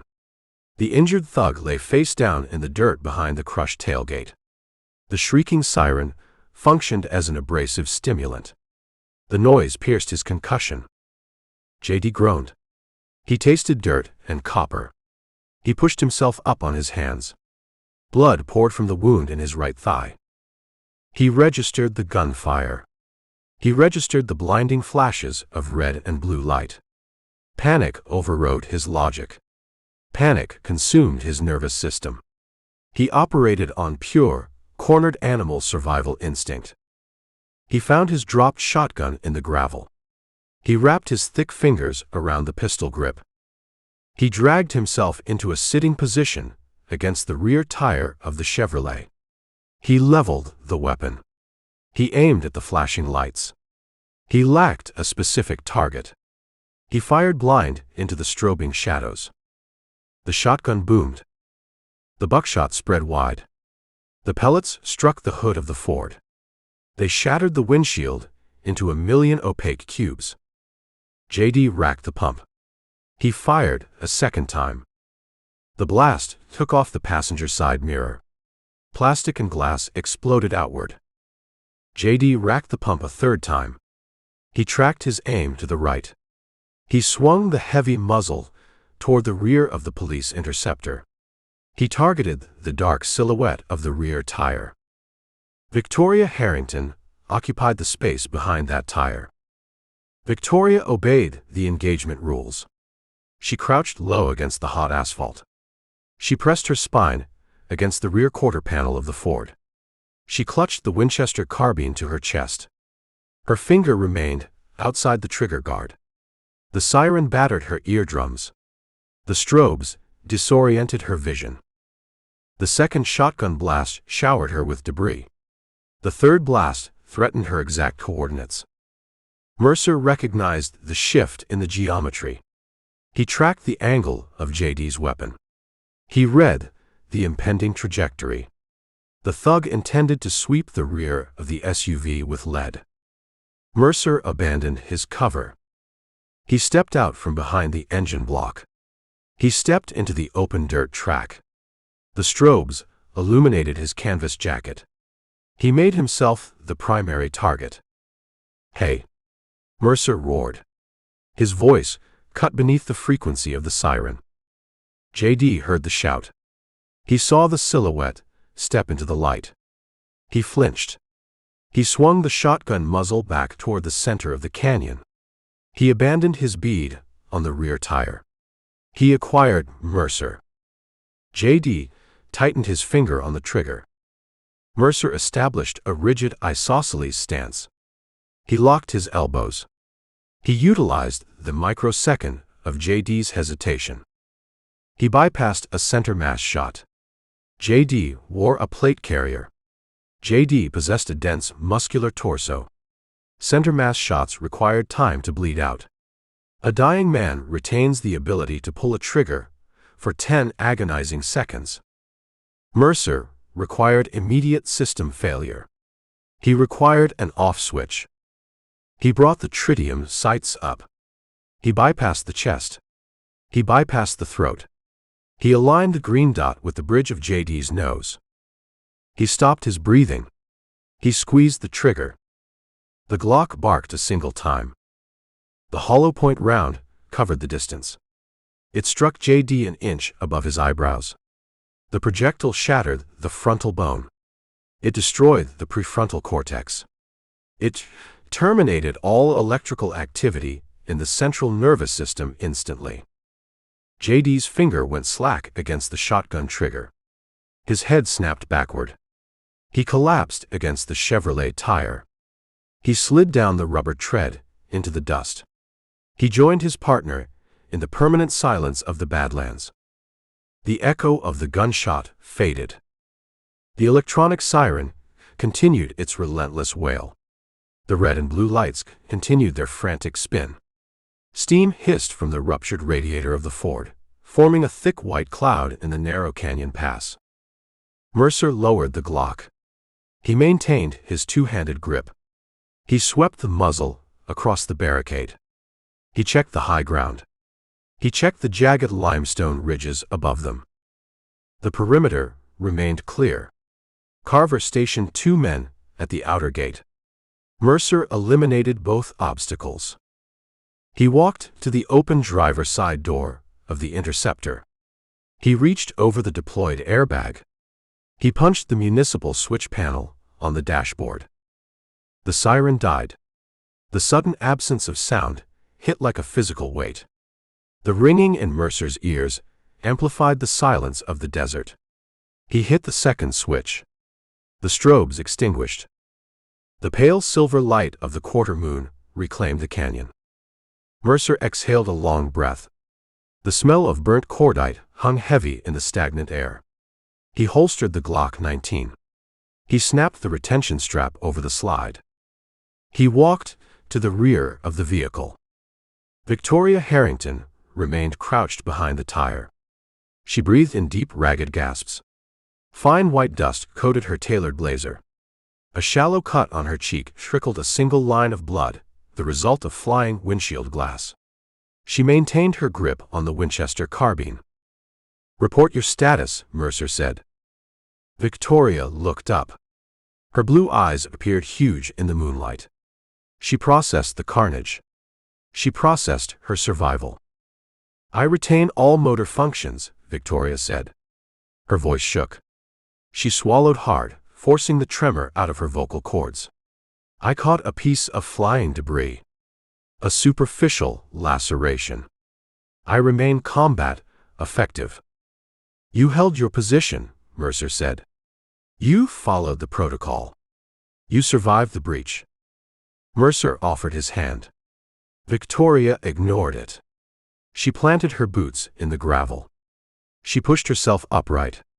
She slung the canvas bandolier over her shoulder. She checked the action of the lever-action rifle. "The vehicle sustained catastrophic damage," Victoria observed. She looked at the crumpled front end of the Ford. Puddles of coolant and engine oil soaked into the dry earth. "The Interceptor fulfilled its primary objective," Mercer said. "It breached the gate. It provided a distraction. We proceed on foot." Mercer walked past the ruined front bumper. He approached the wreckage of the Chevrolet pickup. He verified the status of the sentries.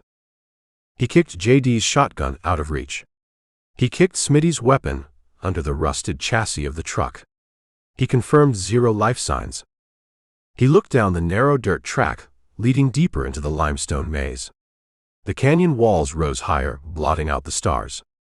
The terrain funneled them toward the abandoned cement works. "Carver lost his outer perimeter," Mercer said. "He heard the siren. He heard the gunfire. He prepares a reception committee." "We lose the element of surprise," Victoria said. She stepped up beside him. She stared into the dark throat of the ravine. "We lose the element of stealth," Mercer corrected. "We retain the element of momentum. Carver expects an army. Carver expects the state police. He fortifies his position. He prepares a siege defense." "We present a different problem," Victoria said. "We present a scalpel," Mercer said. "We bypass the siege. We infiltrate the perimeter. We locate the target. We extract the asset." Mercer checked the spare magazines in his tactical belt. He verified his equipment. "Stay behind my right shoulder," Mercer commanded. "Watch the ridgelines.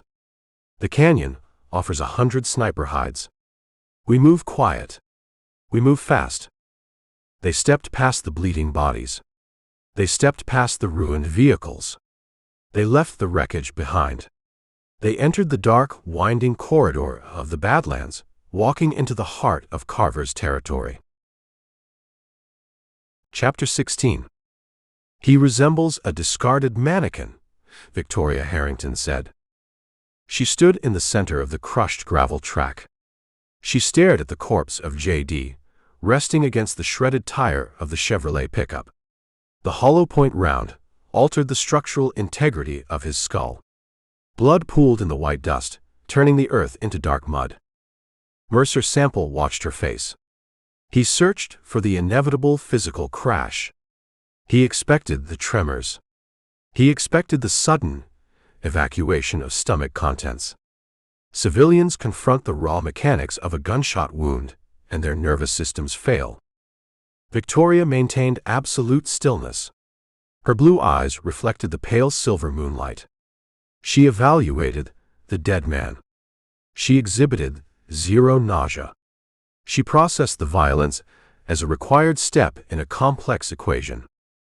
"You observe the reality of the badlands," Mercer said. "I observe a dead predator," Victoria replied. She shifted her grip on the walnut stock of the Winchester carbine. "He intended to murder us. You terminated his capability. The logic remains pure."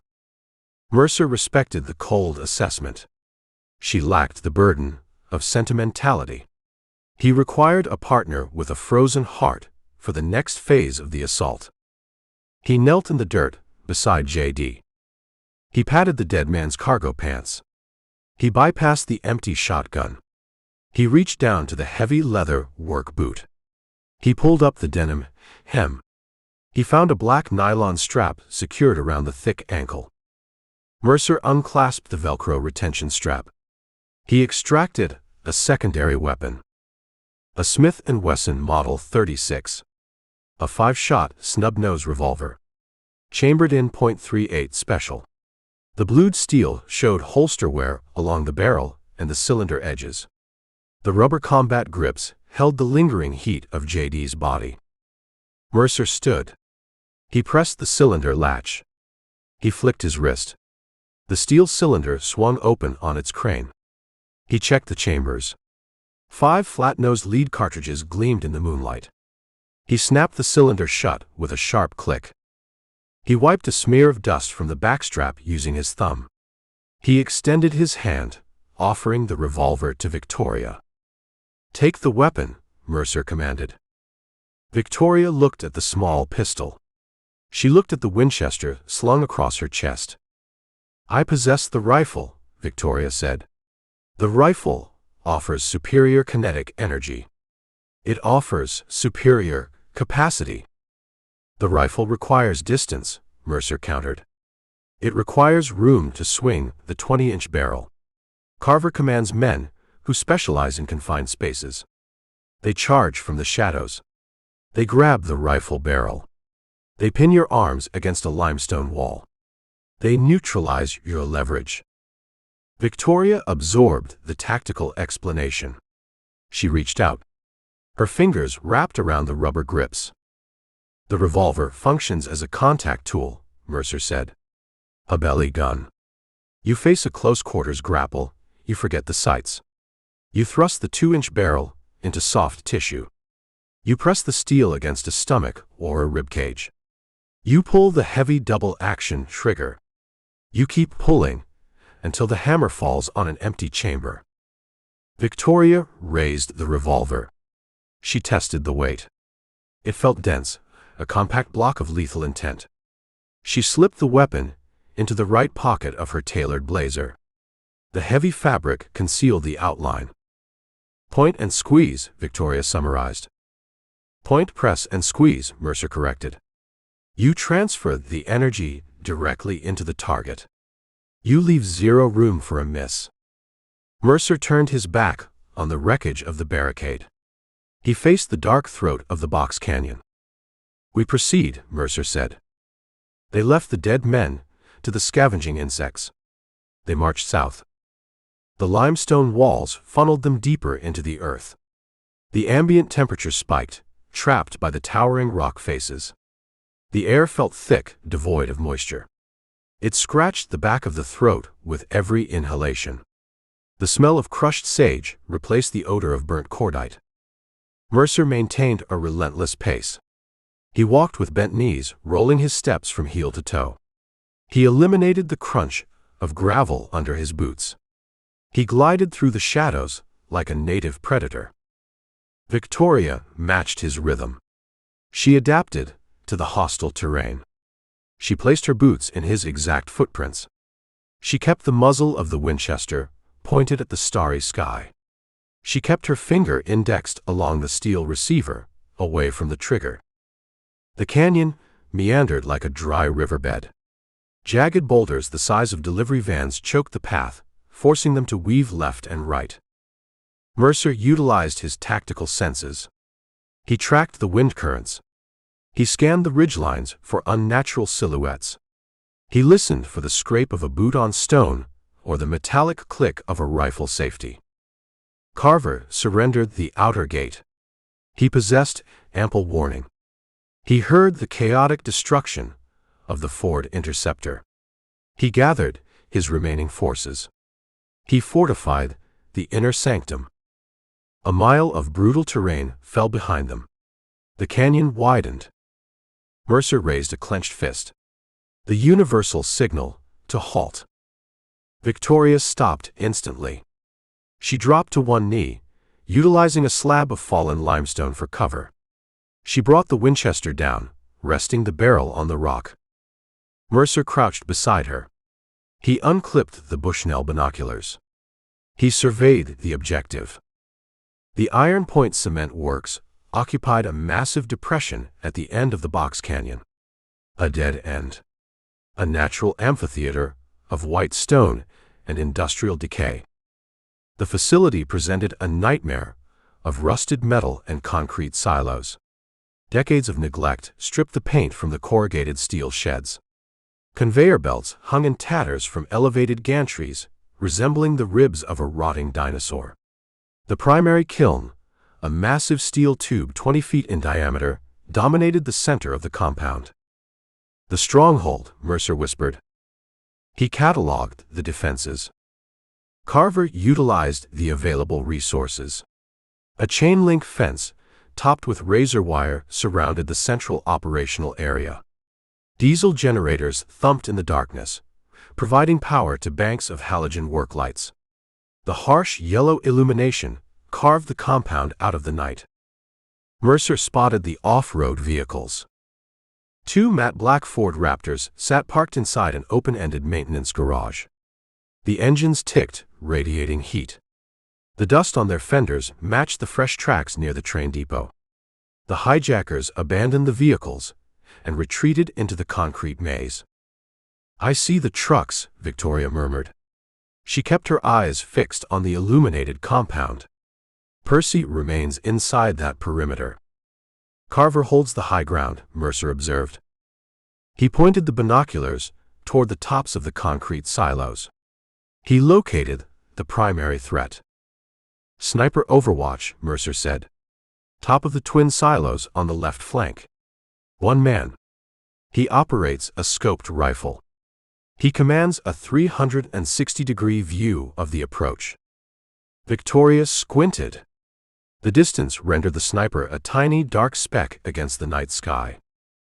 "We require an entry point," Victoria said. "The chain-link fence funnels us into the halogen lights. The sniper acquires the target. He ends the assault before we breach the garage." "We bypass the illuminated kill zone," Mercer said. He studied the topography. The box canyon terminated in sheer limestone cliffs. The cement plant backed right up against the vertical rock face. He tracked the path of a rusted conveyor belt. The gantry started at a crushing pit near the outer fence. It climbed a 30-degree incline. It pierced the corrugated steel wall of a processing building, high above the illuminated courtyard. "We take the high road," Mercer said. He lowered the binoculars. He pointed toward the rusted conveyor structure. "The gantry offers defilade," Mercer explained. "The steel trough shields our movement from the sniper on the silos. We climb the belt. We infiltrate the upper level of the processing building. We drop into the compound behind their defensive line. Victoria evaluated the rusted structure. The steel supports looked fragile, eaten by decades of harsh Texas weather. The climb required traversing 100 feet of exposed elevated framework. The structure risks catastrophic collapse, Victoria noted. The structure offers a tactical alternative to a sniper bullet, Mercer said. We accept the structural risk. We reject the illuminated courtyard. Mercer checked the chamber of his Glock. He verified the seating of the magazine. He looked at Victoria. The climb requires 2 free hands, Mercer instructed. Sling the rifle across your back. Cinch the canvas strap tight. You drop the weapon, it makes a metallic racket. The noise alerts the entire compound. You fall in silence. You scream, you compromise the mission. Victoria nodded. She adjusted the canvas bandolier. She slung the Winchester over her shoulder, pulling the leather strap taut against her blazer. She patted her right pocket, confirming the presence of the .38 revolver. I maintain silence, Victoria said. Mercer rose from the crouch. He kept his profile low. He moved laterally across the canyon floor, sticking to the deep shadows cast by the limestone boulders. He closed the distance to the abandoned crushing pit. The pit resembled a concrete crater. Weeds choked the bottom. The base of the rusted conveyor gantry anchored into the concrete. Mercer reached the steel framework. He tested the first crossbeam with his boot. The metal groaned, shedding a layer of orange rust flakes.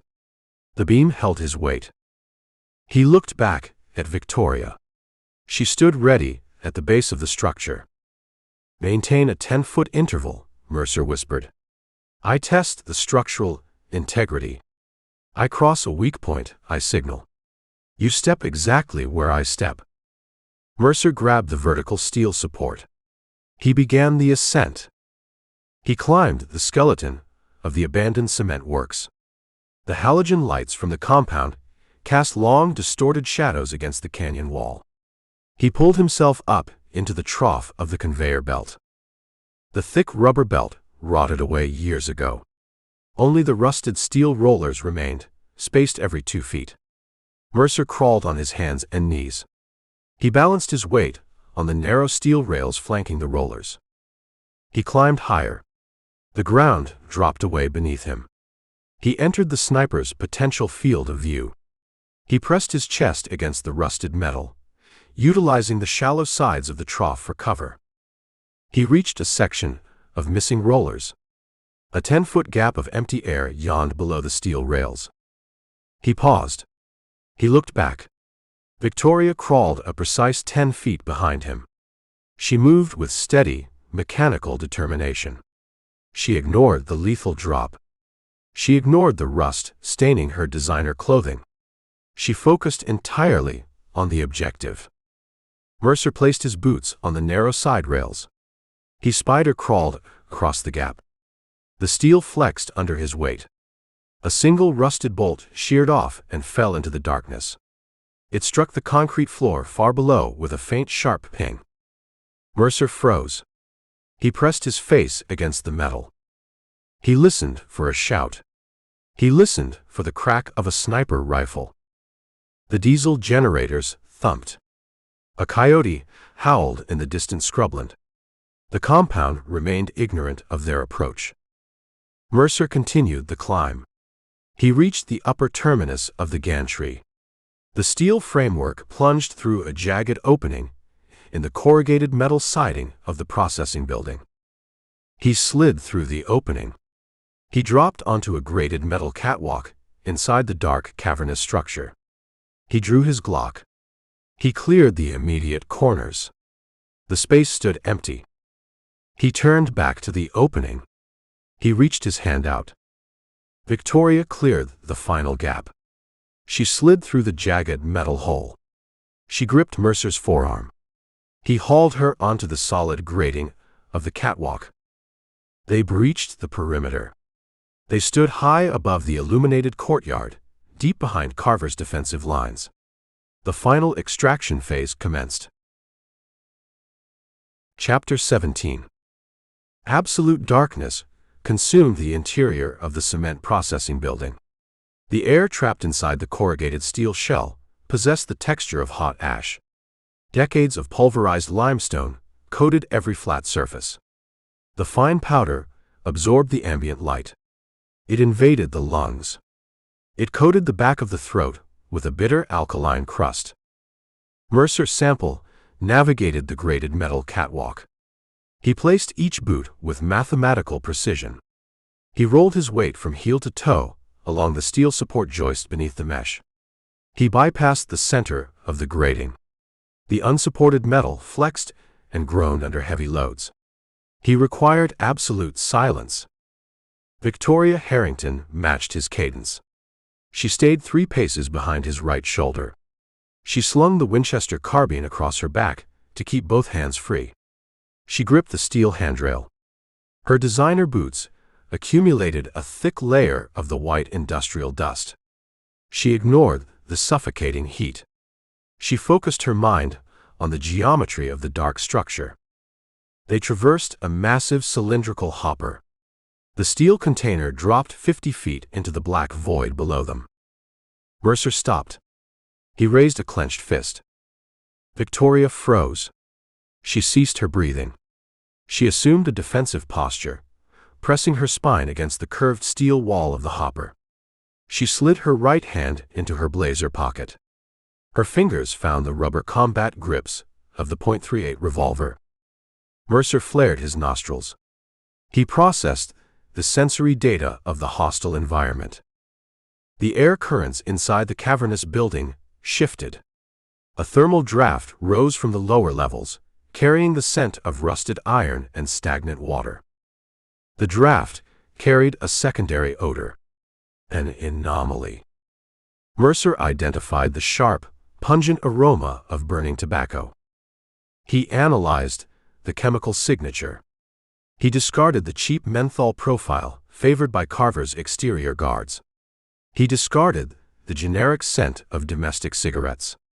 This smoke possessed a rich, fermented complexity. A dark wrapper. An imported blend. An expensive habit. Mercer recognized the specific bouquet. He smelled the identical aroma 3 hours prior, lingering in the refrigerated air of the Iron Point Police Department. He turned. He faced the path they just traveled. "Maintain your position," Mercer whispered. His voice barely disturbed the dust. He backtracked. He glided over the steel grating. He retraced his steps toward the jagged hole in the exterior siding where they breached the building. The scent grew stronger. The thermal draft funneled the smoke upward from a lower maintenance tier. He reached a junction in the catwalk. A steep set of metal stairs descended into the gloom. Mercer crouched. He scanned the steel mesh of the landing. A glowing orange cherry rested on the edge of a rusted diamond plate step. Mercer reached out. He pinched the smoldering object between his thumb and index finger. He extinguished the ember against the steel. He raised the object to his nose. A thick, hand-rolled cigar. A Churchill length. The wet end bore the deep teeth marks of a heavy jaw. The dark Maduro wrapper flaked against his calloused skin. He examined the circumference and the bite pattern. He connected the physical evidence to his visual memory. He pictured the massive chief of police chewing a similar unlit cigar while stonewalling the federal warrant. Mercer dropped the chewed stub into his canvas jacket pocket. He preserved the intelligence. He stood up. He returned to the hopper. Victoria watched him approach. She read the shift in his posture. He projected a new level of lethal focus. "You discovered an obstacle," Victoria said. "I discovered a shadow," Mercer said. He leaned close to her ear. "Chief Bullock occupies this building. He operates inside the perimeter." Victoria processed the variable. Her brow furrowed. "You left him in his office," Victoria said. "You commanded him to remain at the precinct. You confiscated the keys to his vehicle. I underestimated his greed, Mercer said. I underestimated his fear of Carver. The precinct maintains a fleet of vehicles. Bullock procured a secondary unit. He tracked the interceptor through the Badlands. He arrived at the canyon entrance after our breach. He followed our path up the rusted gantry. He represents law enforcement, Victoria whispered. He possesses the authority to halt Carver's operation. He possesses the authority to rescue Percy. He represents $50 million in untraceable cryptocurrency, Mercer corrected. He dismantled her civilian logic. He brings 0 badges to this canyon. He brings a firearm and a compromised morality. Carver cut him out of the ransom. Carver abandoned him to face the federal investigators. Bullock intends to balance his own ledger. He hunts Carver, Victoria deduced. He hunts the titanium drive in your uncle's pocket, Mercer said. He functions as a wild card. He stalks us in the dark. He waits for us to engage Carver's men. He waits for the crossfire. He intends to execute the survivors and vanish with the ransom. Victoria tightened her grip on the revolver inside her pocket. The boundaries of the battlefield expanded. The threat matrix multiplied. We face an enemy in front of us, Victoria said. We face a corrupt police chief behind us. The structure traps us in the middle. We utilize the vertical terrain, Mercer said. Bullock carries an extra 100 pounds of body weight. He climbs steel stairs with difficulty. He lacks stealth. We increase our pace. We outmaneuver his mass. Mercer resumed the point position. He led Victoria away from the hopper. They pushed deeper into the processing plant. The catwalk terminated at a heavy steel door. Mercer tested the brass handle. The latch clicked open. He pushed the door outward. Rusty hinges squealed, protesting the movement. They stepped onto an exterior observation deck. The oppressive heat of the Texas night welcomed them back. The observation deck hung suspended 60 feet above the canyon floor. A waist-high concrete wall provided solid ballistic cover. Mercer crouched behind the barrier. He pulled Victoria down beside him. He unclipped the Bushnell binoculars. He surveyed the heart of Carver's stronghold. The compound sprawled below them. The banks of diesel-powered halogen lights flooded the central courtyard with harsh yellow illumination. The perimeter chain-link fence gleamed, topped with coils of razor wire. Carver concentrated his forces in the center of the fortress. Mercer counted the numbers. 4 men patrolled the courtyard. They carried assault rifles. AR-15 variants equipped with tactical slings and holographic sights. These men lacked the clumsy bulk of the bouncers at the outer gate. They moved with military precision. They checked their corners.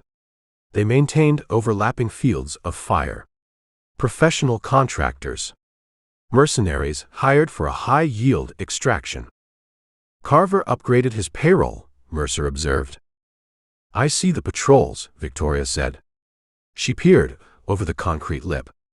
They present a formidable obstacle. They guard the structures.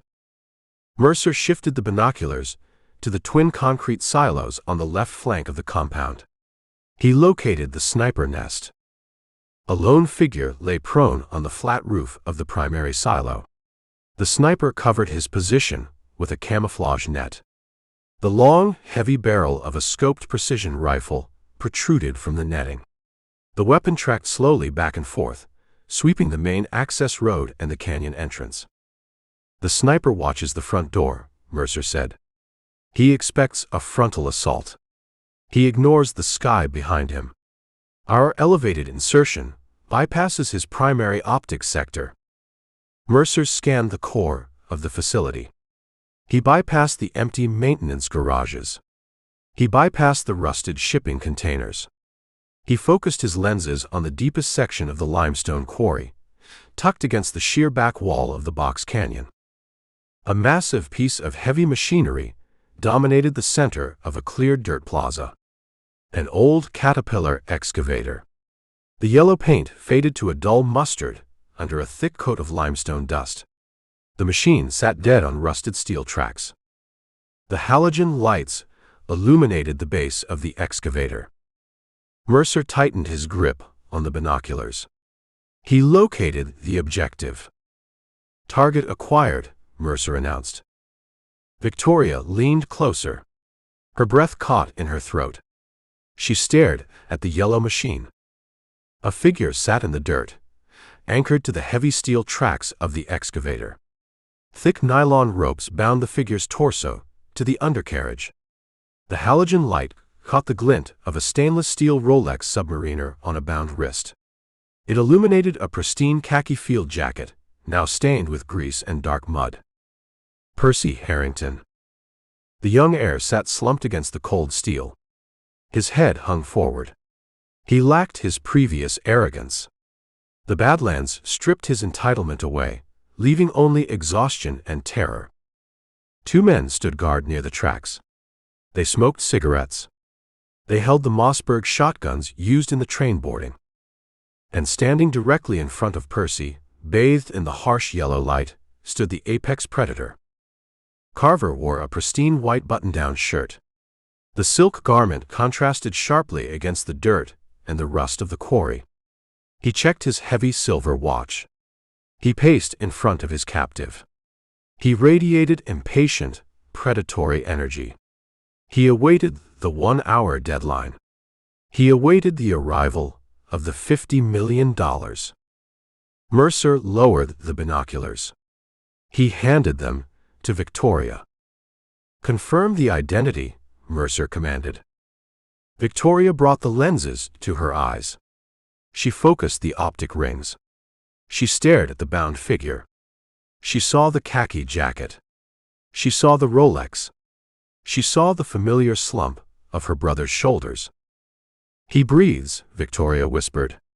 Relief fought a battle against her cold anger. "He remains intact. Carver keeps him alive." "Carver keeps him alive until the ledger clears," Mercer said. He checked the action on the Glock 19. "The deadline approaches. We run out of minutes." "We hold the high ground," Victoria said. She lowered the binoculars. She unslung the Winchester carbine. "We command the observation deck. I brace the rifle on this concrete wall. I put a .30 to 30 round through Carver's chest. The structure collapses without the leader. You execute Carver, the courtyard erupts," Mercer explained. The 4 patrolmen turn their rifles on the excavator. The shotgun guards panic. They execute Percy in the crossfire.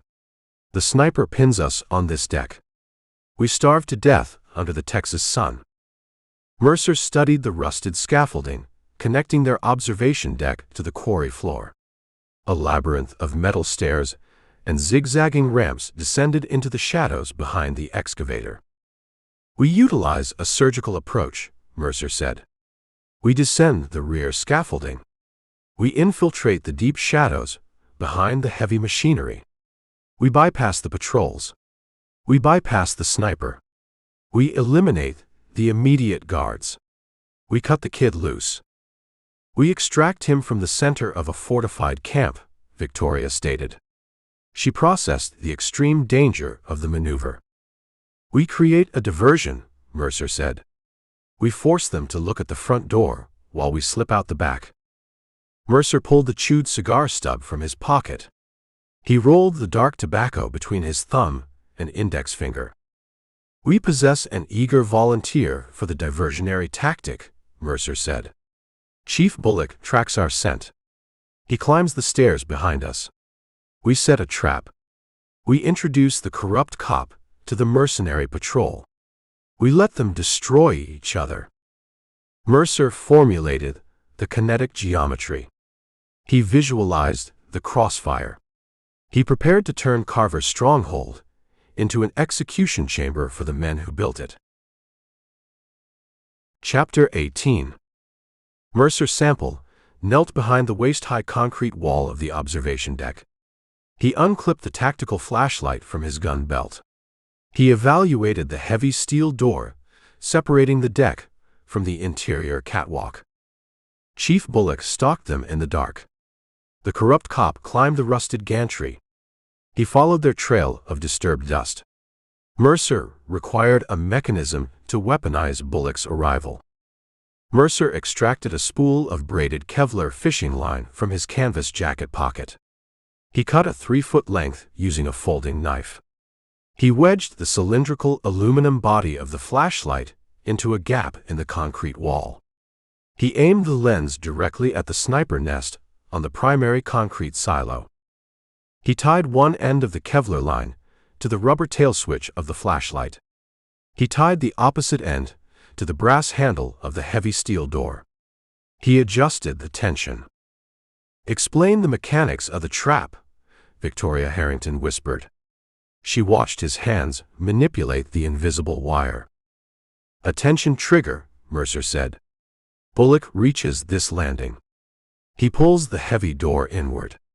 The Kevlar line snaps taut. It depresses the tail switch.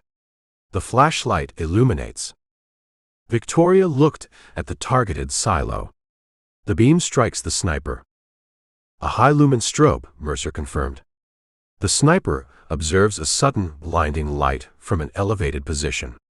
He perceives a threat. He possesses a scoped rifle. He engages the source of the light. He shoots through the door, Victoria deduced. He neutralizes Bullock. "He initiates a firefight," Mercer corrected. The sniper fires. The courtyard patrols hear the gunshot. They turn their weapons toward this deck. Bullock returns fire to survive. "We utilize the chaos. We slip out the back." Mercer tested the tension one final time. The trap stood primed. He turned away from the door. He moved to the edge of the observation deck. He inspected the rusted scaffolding, descending the exterior wall of the processing building. The zigzagging metal stairs plunged into the deep shadows behind the central quarry floor. The structure bypassed the harsh yellow glare of the halogen work lights. "We descend," Mercer commanded. He swung his legs over the concrete lip. His boots found the first metal grate. He transferred his weight. The rusted scaffolding groaned, but the structural integrity held. Victoria followed. She slung the Winchester carbine tight across her back. She gripped the rusted iron handrails. She ignored the 60-foot drop to the jagged limestone below. They climbed down into the abyss. The heat radiating from the rock face felt like a physical weight. The air smelled of baked limestone and ancient diesel fuel. The ambient noise of the compound, the thumping generators, the crunch of boots on gravel, masked the sound of their descent. They reached the quarry floor. The base of the scaffolding deposited them into a maze of discarded industrial equipment. Massive rubber tires the size of bank vaults lay stacked against the cliff. Rusted gears and broken conveyor belts formed a metal jungle. The deep shadows provided absolute concealment from the illuminated courtyard. Mercer drew the custom Glock 19. He established a two-handed grip. He led the way through the metallic wreckage. They bypassed a ruined bulldozer. They navigated around a stack of concrete drainage pipes. They approached the rear of the massive Caterpillar excavator. The yellow machine dominated the center of the compound. The rusted steel tracks stood 6 feet tall. The heavy steel undercarriage created a solid wall of ballistic cover between Mercer's position and the mercenary patrols pacing the front courtyard. Mercer stopped. He pressed his back against the cold steel of the excavator track. Victoria mirrored his movement. She pressed her spine against the metal beside him. She slid her hand into her blazer pocket. She gripped the .38 revolver. Voices drifted around the side of the heavy machinery. "The deadline approaches," Carver said. His voice carried a smooth, practiced cadence. It lacked any trace of panic. It projected absolute control. Mercer leaned forward an inch.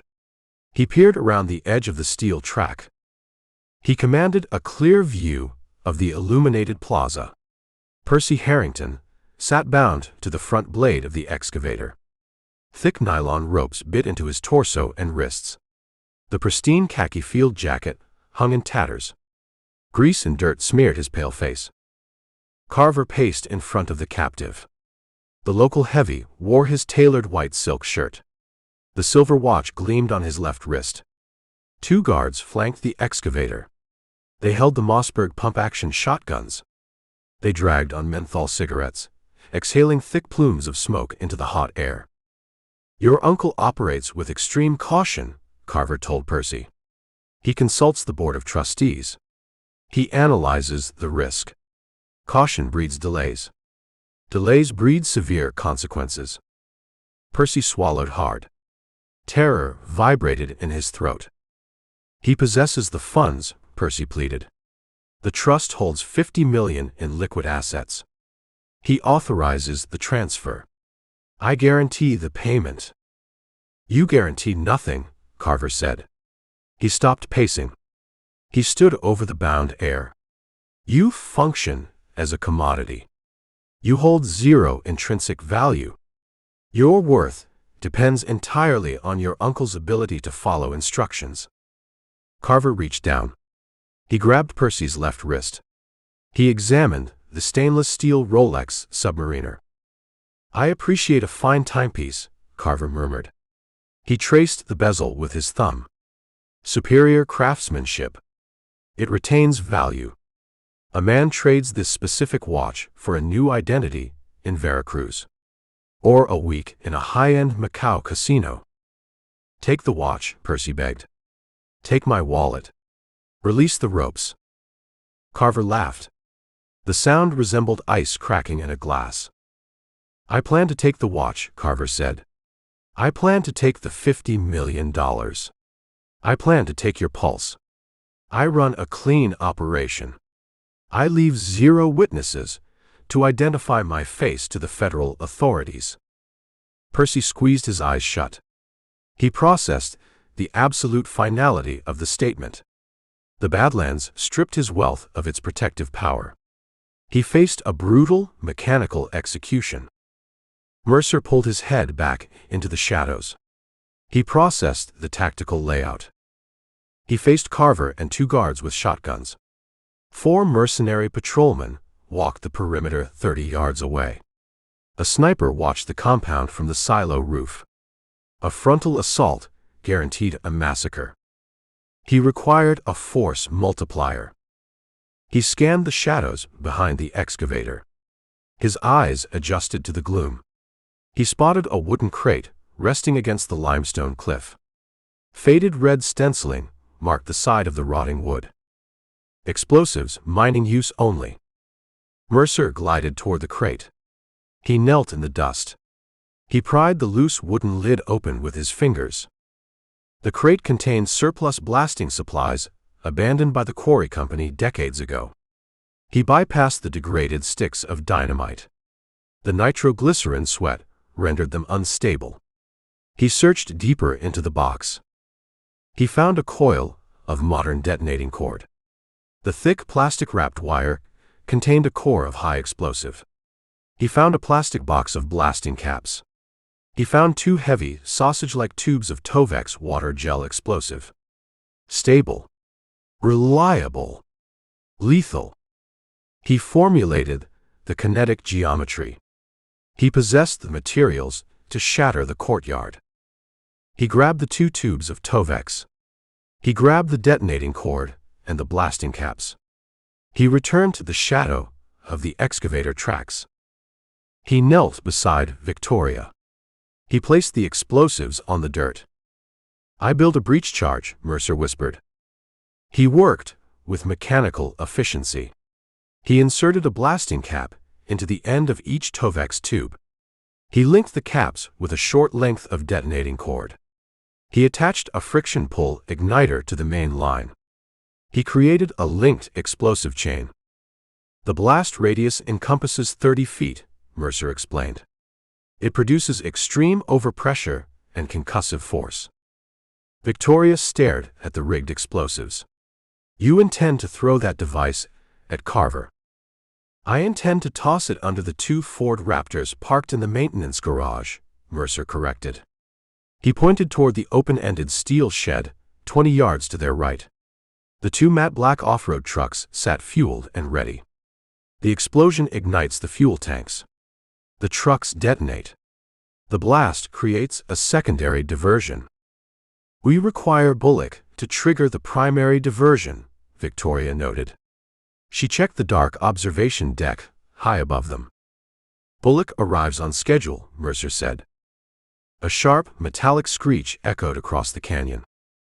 The heavy steel door on the observation deck swung open. Rusted hinges screamed in the night. Mercer's tension trap engaged. High above the courtyard, the tactical flashlight flared to life. The high-lumen strobe pierced the darkness. A blinding, pulsing beam of white light struck the primary concrete silo. It painted the camouflage netting of the sniper nest. The compound reacted instantly. The sniper perceived a massive optical threat. He acquired the source of the blinding strobe. He squeezed the trigger of his precision rifle. The heavy caliber weapon boomed. The sound rolled through the box canyon like thunder. The armor-piercing round shattered the flashlight. It punched through the open steel door. It struck Chief Bullock's center mass before the corrupt cop registered the trap. Bullock screamed. The massive man stumbled backward onto the observation deck. He returned blind fire with his service weapon. He emptied a high-capacity magazine into the night sky. The 4 mercenary patrolmen in the courtyard spun toward the observation deck. They raised their AR-15 rifles. They acquired the muzzle flashes of Bullock's pistol. They unleashed a torrent of suppressive fire at the elevated platform. The sky filled with the deafening roar of automatic weapons. Tracer rounds streaked upward, chipping concrete from the observation deck wall. Carver spun around. He dropped Percy's wrist.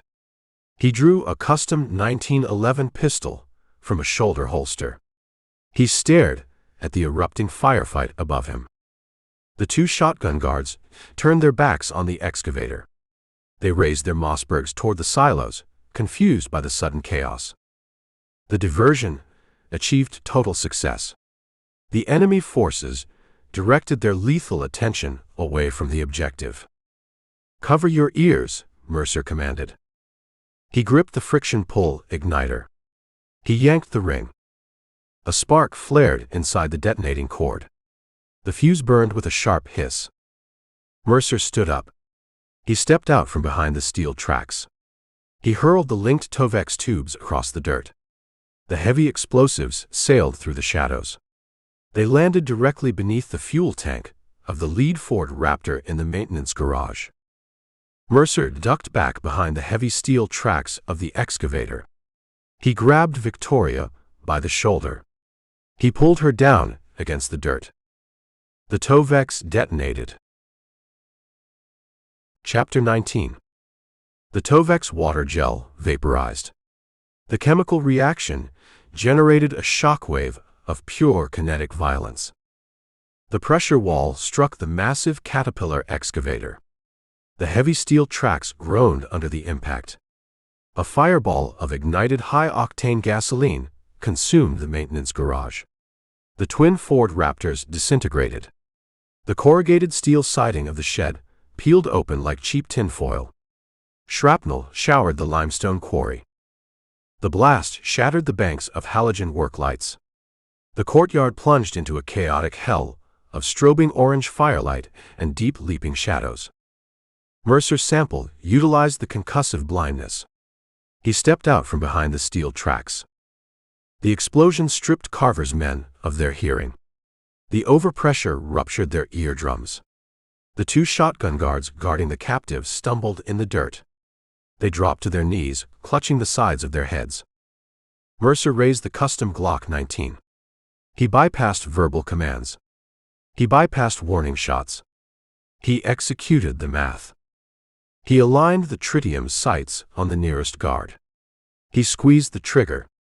The hollow point round struck the man in the throat. The guard collapsed backward into the dust.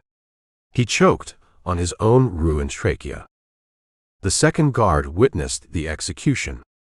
Panic pierced his disorientation. He scrambled to his feet.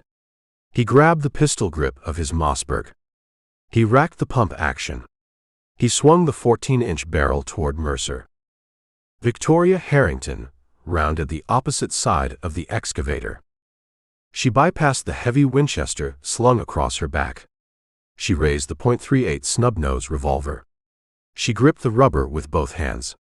She aimed the short barrel at the guard's center mass. She pulled the heavy double-action trigger.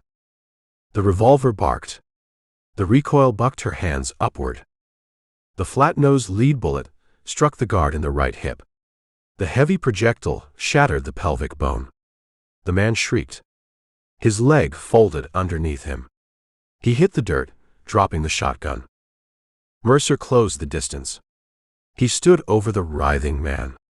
He placed a single 9mm round into the guard's temple. He ended the threat. Mercer holstered the Glock. He stepped toward the front blade of the Caterpillar. Percy Harrington gaped like a landed fish. The air shook with uncontrollable tremors. The blast wave coated his face in a thick mask of white limestone dust and black soot. The pristine khaki jacket hung in scorched ribbons. Mercer produced his folding tactical knife. He locked the black steel blade into place. He slashed the thick nylon ropes binding Percy to the machine. Percy pitched forward. His atrophied leg muscles failed to support his weight. Mercer caught the young man by the collar. He hauled him upright. "Locate your legs," Mercer commanded. His voice cut through the ringing in Percy's ears. "We depart the kill zone." "Victoria," Percy gasped. He stared at his sister standing in the firelight, holding a smoking revolver over a dead man. The reality of the Badlands shattered his final illusions. "Keep your mouth shut," Victoria ordered. She scanned the burning courtyard. "Follow his instructions." The diversion on the observation deck collapsed. The 4 mercenary patrolmen recognized the primary breach. They abandoned their suppressive fire against the elevated catwalk. They pivoted toward the burning garage and the excavator. They moved with terrifying, tactical discipline. They spread out into a skirmish line. They raised their AR-15 rifles. Mercer evaluated the geometry of the courtyard. The mercenaries required a flanking route to bypass the heavy steel cover of the Caterpillar. They dropped into a concrete drainage trench running parallel to the cliff face. The trench offered solid ballistic protection. It funneled them directly behind Mercer's position. The tactic demonstrated superior training. It also presented a fatal vulnerability. Mercer tracked their advance through the trench. He looked up. The massive steel bucket of the Caterpillar excavator hung suspended 10 feet above the trench exit. Thick braided steel hydraulic hoses held the 3-ton bucket in the air. Mercer grabbed Victoria by the shoulder. He shoved her and Percy behind the solid engine block of the machine. He drew the Glock. He stepped into the open. He aimed high. He bypassed the advancing men. He targeted the cluster of black hydraulic lines feeding the primary lift cylinder. He established a rigid, 2-handed grip. He fired 3 rapid rounds into the braided steel. The hollow point bullets shredded the reinforced hoses. Pressurized hydraulic fluid erupted in a geyser of red foam. The mechanical pressure holding the arm failed instantly. The 3-ton steel bucket plummeted like a guillotine. It slammed into the concrete trench with earth-shattering force. The impact cracked the limestone foundation. A cloud of pulverized concrete exploded into the air. The massive wall of rusted metal and thick steel teeth sealed the exit. It crushed the front of the trench. It trapped the 4 mercenary patrolmen inside the concrete corridor. Shouts of panic echoed from the pit. The men fired their rifles blindly into the steel bucket. The armor-piercing rounds sparked against the thick metal, completely ineffective against 3 tons of solid iron. Mercer neutralized the professional squad without engaging them in a direct firefight. He turned the industrial environment into a weapon. Silence descended on the immediate perimeter. Only the roar of the burning Ford Raptors filled the air. Carver emerged from the smoke. The local heavy survived the initial blast. He stood 30 feet away, bathed in the orange glow of his destroyed vehicles. His pristine white silk shirt bore scorch marks and streaks of black grease. A jagged cut bled above his left eye. He lacked his previous arrogant composure. Rage distorted his features. He held a custom, nickel-plated 1911 pistol. He leveled the large-caliber weapon at Mercer's chest. "You burned my operation," Carver snarled. He spat a wad of bloody saliva into the dirt. "You cost me $50 million. You cost me my town." "You built a fragile structure," Mercer said. He kept the Glock lowered, resting against his thigh. He calculated the distance. He calculated the draw speed. A fragile structure crumbles under pressure. "I possess enough leverage to put a .45 caliber hollow point through your heart," Carver said. He tightened his grip on the silver pistol. He prepared to squeeze the trigger. The sound of grinding gears echoed from the canyon entrance. Heavy engines roared. Headlights pierced the swirling smoke of the courtyard. 3 Iron Point police cruisers breached the perimeter. The vehicles lacked sirens or strobing light bars. They rolled into the compound like armored predators. They skidded to a halt in a half-circle, boxing in the burning garage, the excavator, and the surviving combatants. The cruiser doors flew open. 6 men spilled out into the firelight. They wore surplus tactical vests over dirty t-shirts. They carried pump-action shotguns and hunting rifles. Bullock's municipal thugs. The chief assembled his remaining loyalists. He brought the corrupt weight of the town to the Badlands. Chief Ray Bullock emerged from the lead cruiser. The massive cop looked like a butcher escaping a slaughterhouse. Blood soaked the entire right side of his uniform shirt.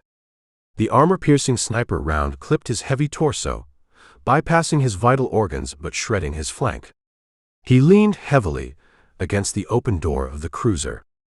He held an AR-15 rifle in his thick hands. Bullock surveyed the carnage.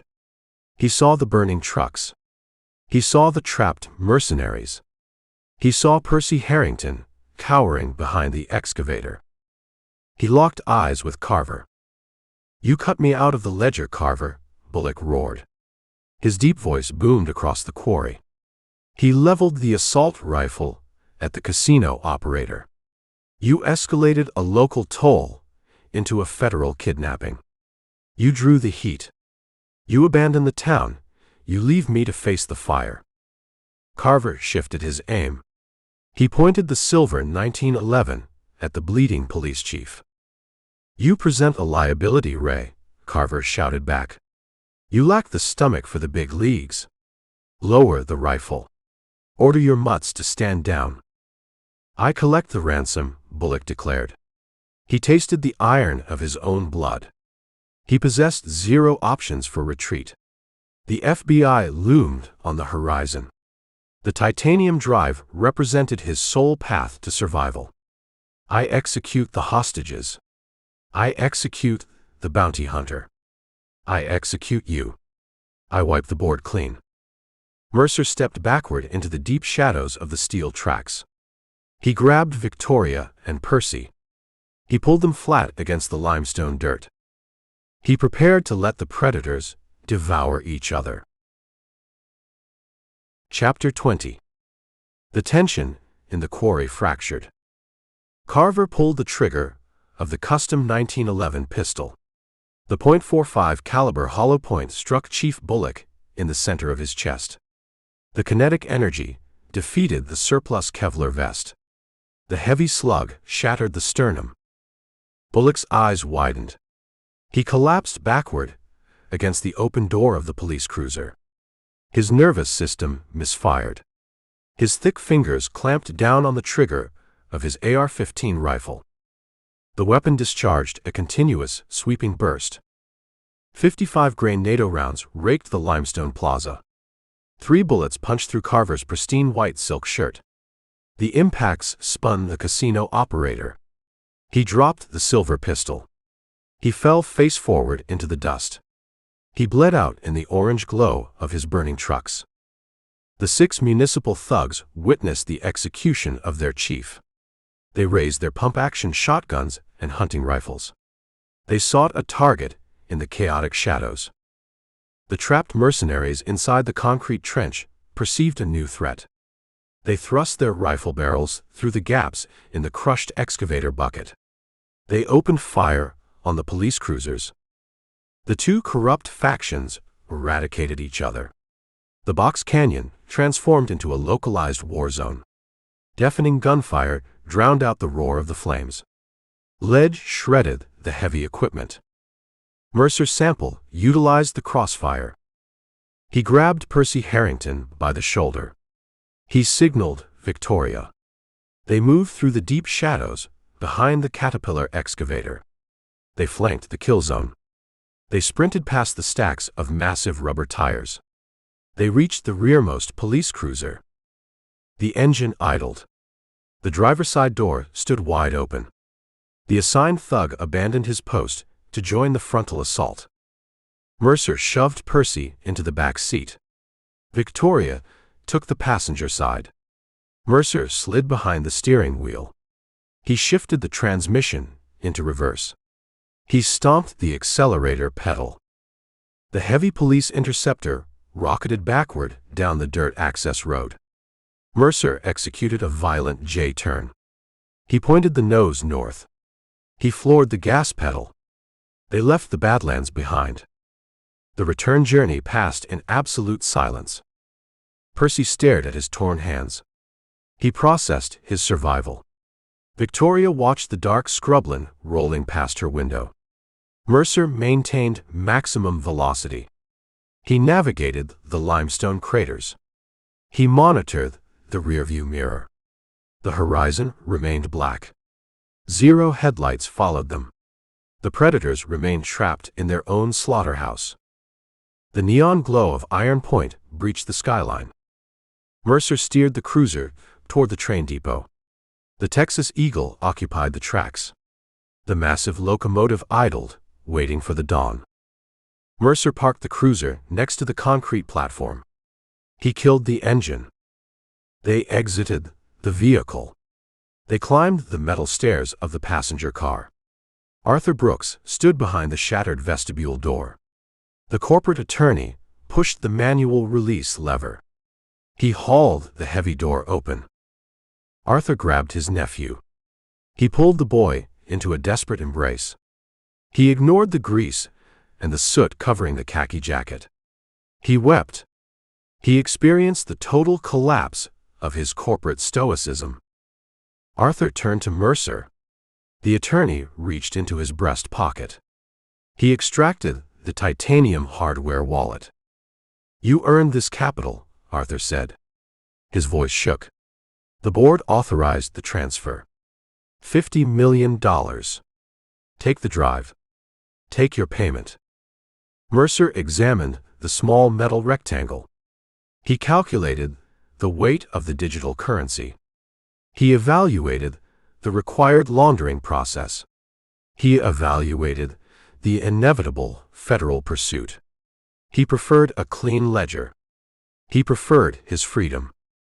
"I reject the drive," Mercer said. "You pay a ransom, you invite future predators. Keep the capital. Return to Boston. Tell your board to hire competent security personnel." Victoria stepped forward. She held the .38 snub-nose revolver. She extended the weapon handle first. Mercer took the gun. He slipped it into his canvas jacket pocket. "You leave with empty hands," Victoria observed. She studied his scarred face. She recognized a man operating on a different moral axis. Mercer looked toward the rear of the passenger car. Jack's van slept against the heavy glass window. The braided steel cable secured the fugitive to the floorboards. The federal authorities arrive by sunrise, Mercer said. They find a hijacked train. They find a massive body count in the Badlands. They find a corrupt police precinct. They find a wanted fugitive, chained to a seat. The situation requires zero input from a private contractor. I eliminate my presence from the narrative. They question us, Arthur said.